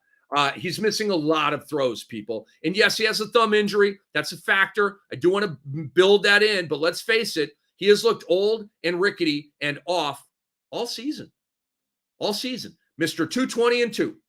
No longer 303. You're getting 220-2 from Aaron Rodgers. Very average numbers. Mr. 220-2. By the way, Romeo Doubs, flush, whoosh. He had several mistakes. Drew the ire of Aaron Rodgers at one point, and didn't catch a pass. Go ahead and drop my waivers. He is not worth anything to you right now. The Green Bay backfield.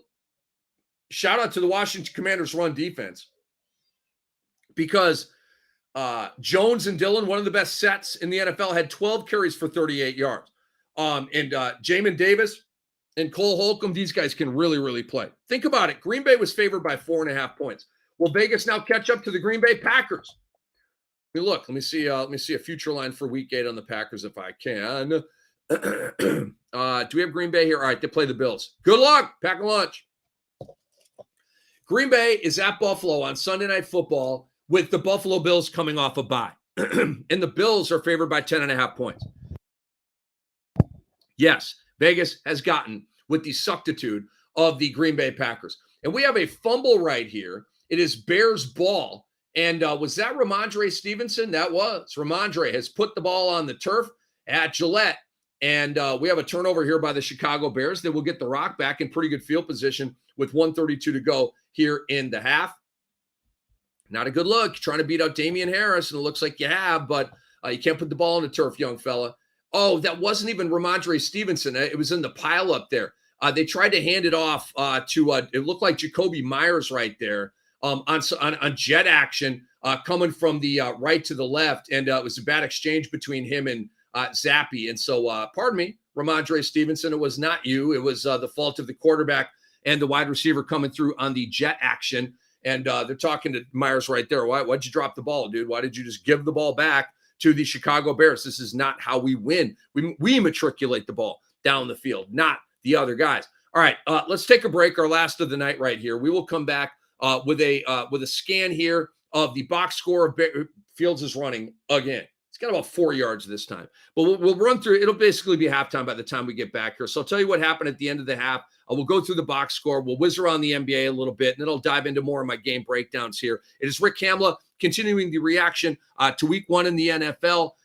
James Robinson is a Jet. We're loving that move for him and his fantasy value, and the Jets at a plus 135 to make the playoffs. Giddy up on that. Hop on board before those odds change away from your favor. But I'm Rick Campbell. We'll be back here swiftly on Bettor Sports Live. This is Bettor Sports Live.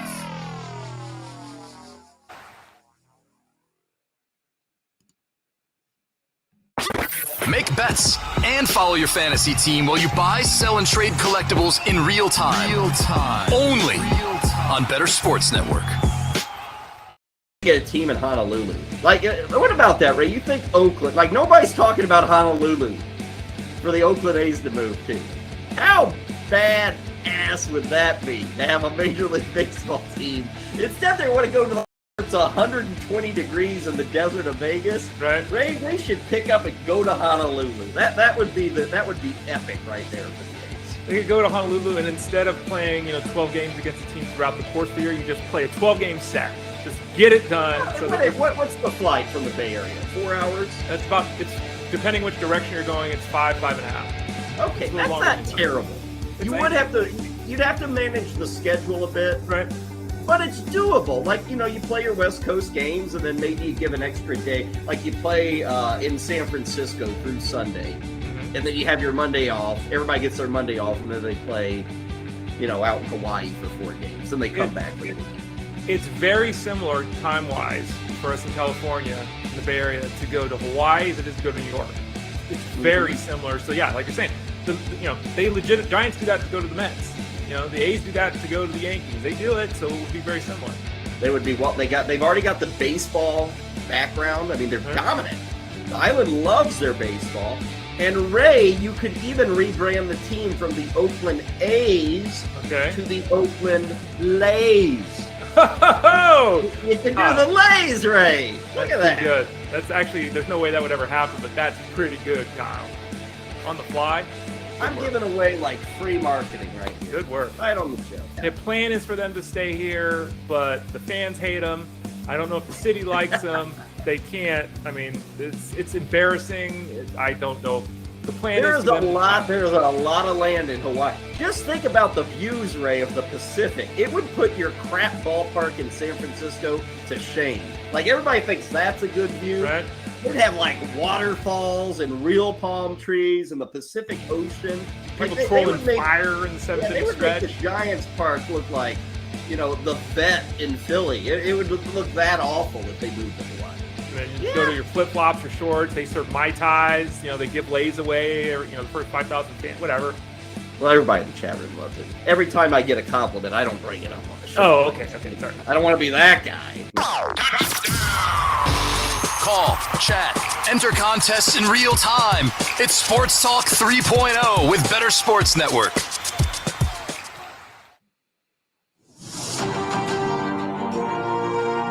So Zappi, the 4th-round pick, the rookie out of Western Kentucky, relieves Matt Jones. The Patriots go to work from their 45, trailing 10-0 early in the second. Bettor Sports Live with Rick Kamla on Bettor Sports Network. All right, that was Patriots Radio Network, and Bailey Zappi coming into the game to much fanfare. And this game, folks, between the Bears and Patriots is approaching halftime, and Justin Fields is taking some sacks here on this last drive, and it's setting up here a 3rd down. We got 19 seconds left, 3rd and 16, and I'm anticipating some kind of, I don't know, maybe throws downfield, some kind of dump off, some kind of screen pass, try to improve field goal range for Cairo Santos, defensive-minded coach, and Eberflus. Let's see what they do. But my God, Justin Fields obliterated his rushing yard prop. We're already home, not even a consideration or worry at all. He's at 74 yards right now. His number was 42.5. That's a winner for your boy. Oh, that's right. We went under on Mac Jones at 215.5. Oh, yeah. Let's go, baby. He ain't coming back in this game. He's probably not going to throw another ball this year for the New England Patriots unless, God forbid, Bailey Zappi gets hurt. Mac Jones had 13 passing yards. That's a dub for your boy. We had Ramondre Stevenson over 64.5. And we got to giddy up and go on that one, folks. He's at 23 here towards the end of the first half. And Damian Harris, 2 carries, 4 yards. Ramondre Stevenson, 8 carries, 23 yards, and a touchdown. And I told you, my boy, I got a great contact very close to the Patriots, and he told me that Stevenson is the number 1. So we don't need Rappaport or Schefter. Schefter, you just need your boy and some of my sources around the league. And we're seeing that 8-2 is the carry split right now. But Ramondre, you got to giddy up and go here if we're going to get the over on your rushing yards. 3rd and 16. Fields flush to the right and throws to a man. He's got him, man. And it's at the first down marker. That was a good throw by, and that's Mooney out there. I believe that's Mooney. I believe that was Mooney, and it was. And that's a nice catch on the sideline. Darnell Mooney, he got blasted right as the feet came down to the ground, survived the ground with possession of the ball. And so now you got a shot at the end zone or two for the Chicago Bulls. And for Justin Fields, it's a really nice play. Again, he is maturing before our eyes, rolls out to the right, buys himself time. Receiver uncovers because you bought time. That's literally why he was open. Now 11 seconds left, 1st and goal. Fields back to pass. Shimmies in the pocket, rolls right, throws, and we got a flag in the end zone. And it's going to be holding on the defense here. This should set up a 1st down and goal for the for very, very close here for the Chicago Bulls. And Belichick here on Belichick night, he can pass George Halas for most wins in NFL history here. They're tied at 324. But so far, it's been tough. And I mean, this is so annoying. David Montgomery does not have a target tonight, yet Khalil Herbert has 2 targets, 1 catch, 25 yards, and a touchdown. Like, it's fine, but this is not what they've done the entire year leading up to this point in time, where David Montgomery has been their pass catching back, and Khalil Herbert never catches balls. And so, of course, tonight it would flip. Of course. We need 1 catch for 12 yards from David Montgomery. Is that too much to ask? So we got 3 seconds left here. Cairo Santos from 23 in moments, and he will make a 20-14 field goal is good. And we are at the half, folks. 20-14 Bears over Pats, Zappi, and Fields in the game of the century. All right, so we're I'm not even going to say we're not looking good on Montgomery. He literally needs 1 catch for 12 yards. We're not looking good on Stevenson, but we're home on Fields and we're home on Mac Jones. So I think we're trending towards a good night with the NFL props here on Monday Night Football.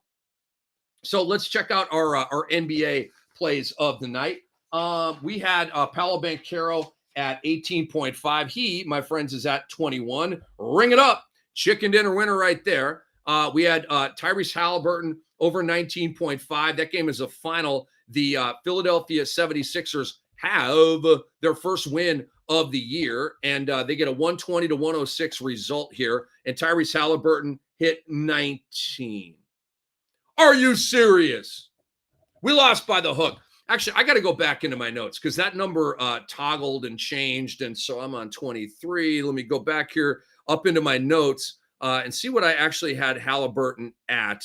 Was he at 18.5 or 19.5? We need to know because it determined. Well, it was 18.5. Your boy Cam gets another winner. It was. I wrote this down earlier today, the 19.5, and the line changed down to 18.5. And how do you like that? We get the cover on Tyrese Halliburton because the number was bet up to 19.5 and then bet back down to 18.5. And he had 19 points. And another winner for Tyrese Halliburton here for your boy Cam. That is, woo, that's exciting, man. That's exciting. So we got a win with Halliburton. We got a win with Banchero. Let's check in on Jaylen Brown and the Boston Celtics playing the Chicago Bulls tonight. We got a lot of Bulls action. Ooh, the Bulls have a 14-point lead over the Celtics. Look like they might take their first L of the year here. Jaylen Brown looking good. He's at 19 points. We're late in the third quarter here, so he's got an entire fourth quarter run coming up, and he's at 23.5 was his prop. It was bet up from 22.5. It is now at 23.5. He's at 19. I like our chances with that. Let's check in on the Ant-Man, Anthony Edwards with the Minnesota Timberwolves. Oh, my God, they are getting destroyed by the San Antonio Spurs. 103-71. And hell no, we're not getting Anthony Edwards prop home tonight. He's got 9 points. He's stuck on the same number that he was stuck on at halftime. And they're through the third quarter right now. He's 3 of 14. And that was obviously a bad tout right there. Tracking towards a 3-1 night. Let's check out Kevin Durant. We gave you the over on him at 28.5 against Ja and the Grizzlies. And the Grizzlies have a 187 lead, late third, 2:22 to go. Kevin Durant already has the number. Already. He's got 31 points, folks. I knew Kevin Durant would cook tonight. I freaking knew it. It had him written all over it. He's 13 of 16 from the field. 13 of 16. Are you kidding me? This guy's like pitching a perfect game kind of thing. Morant has 33. Holy crap. That guy cannot be stopped. All right, so I'm trending towards a 4-1 night here on NBA props. And then we've got Yusuf Nurkic coming up later on. I am looking to stay hot for you to make some money, folks. And that is what we are doing right about now. Let's see here. Dave Poland says, I should have done Damian Harris under 11.5 rushing attempts. Judon over 0.75 sacks. Sixers first half. He said, I blew it. But Dave, you know, man, keep betting and keep listening and keep watching here on Bettor Sports Live with your boy, Rick Kamla. All right. So let's get back into my NFL game breakdowns right here.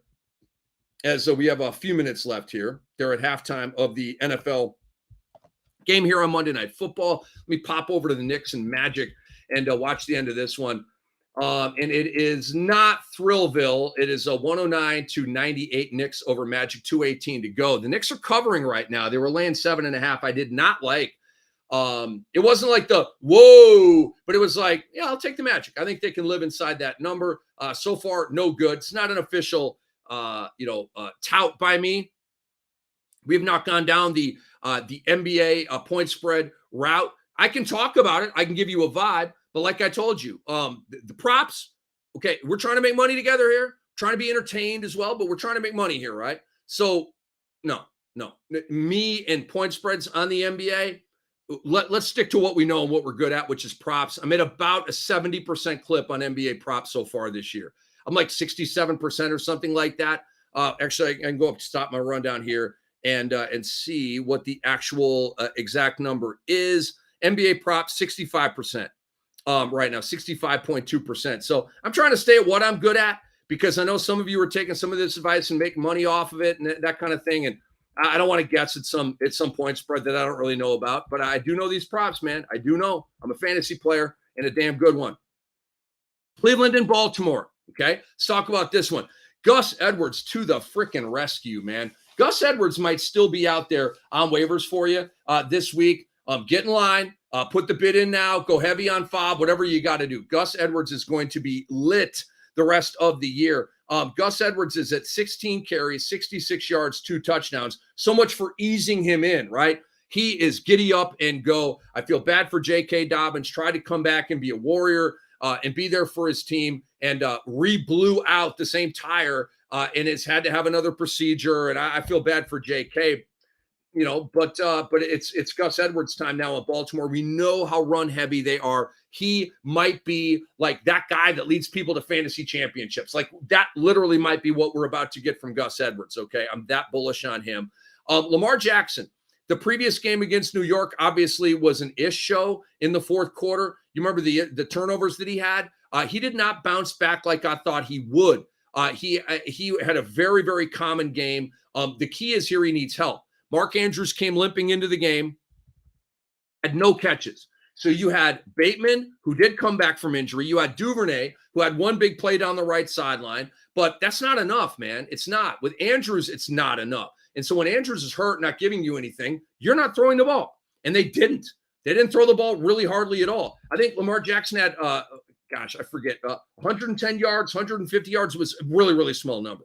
Maybe it was like 210, but it was like, no, this isn't what we're looking for here. Really small number.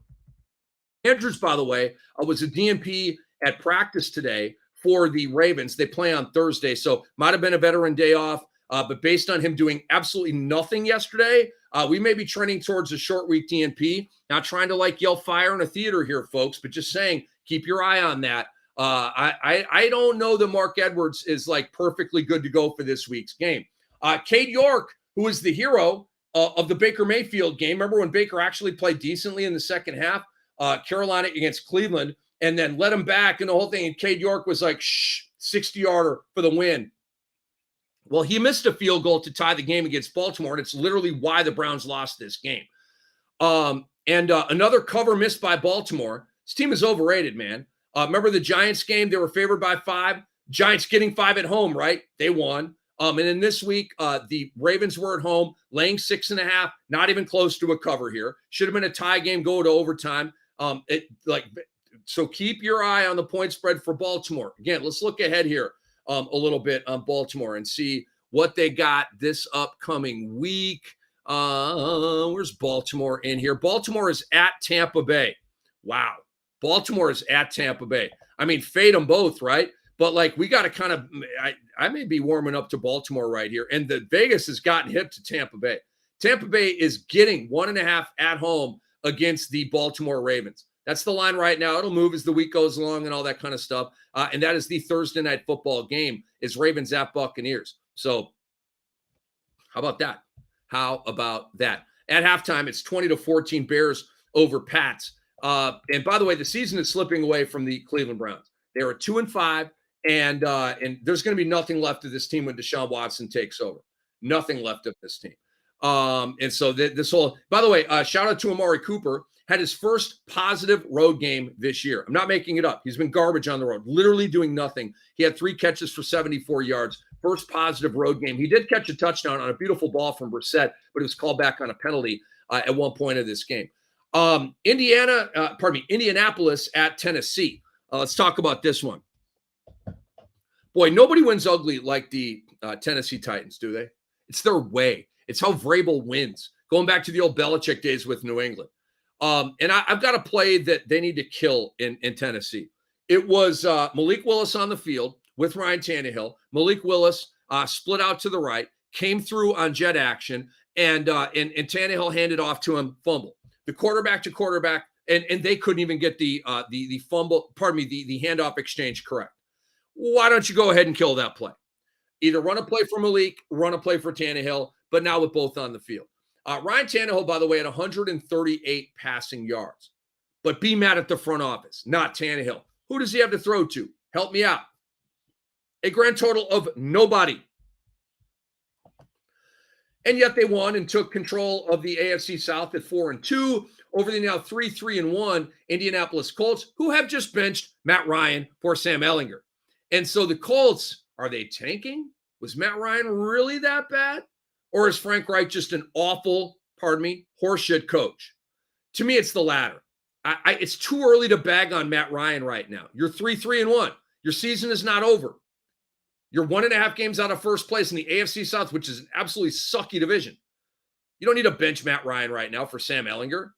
Let's see. But Frank Reich, give him a decision. He will make the wrong one. That's what I've come to know. We hit the over on Derrick Henry's prop. 4-1 on NFL props over the weekend here and trying to have a winning night on Monday Night Football. Derrick Henry, 3 straight 100-yard games, and he went over his prop. And by the way, back to Frank Reich for a minute here. Jonathan Taylor, 10 carries. Derrick Henry, 30 carries. Bro, you should be fired for that right there. There is no way Jonathan Taylor should be at 10 carries. Ever. I don't care what the game script calls for. And he had 7 catches. Taylor did. Okay, that's fine. No.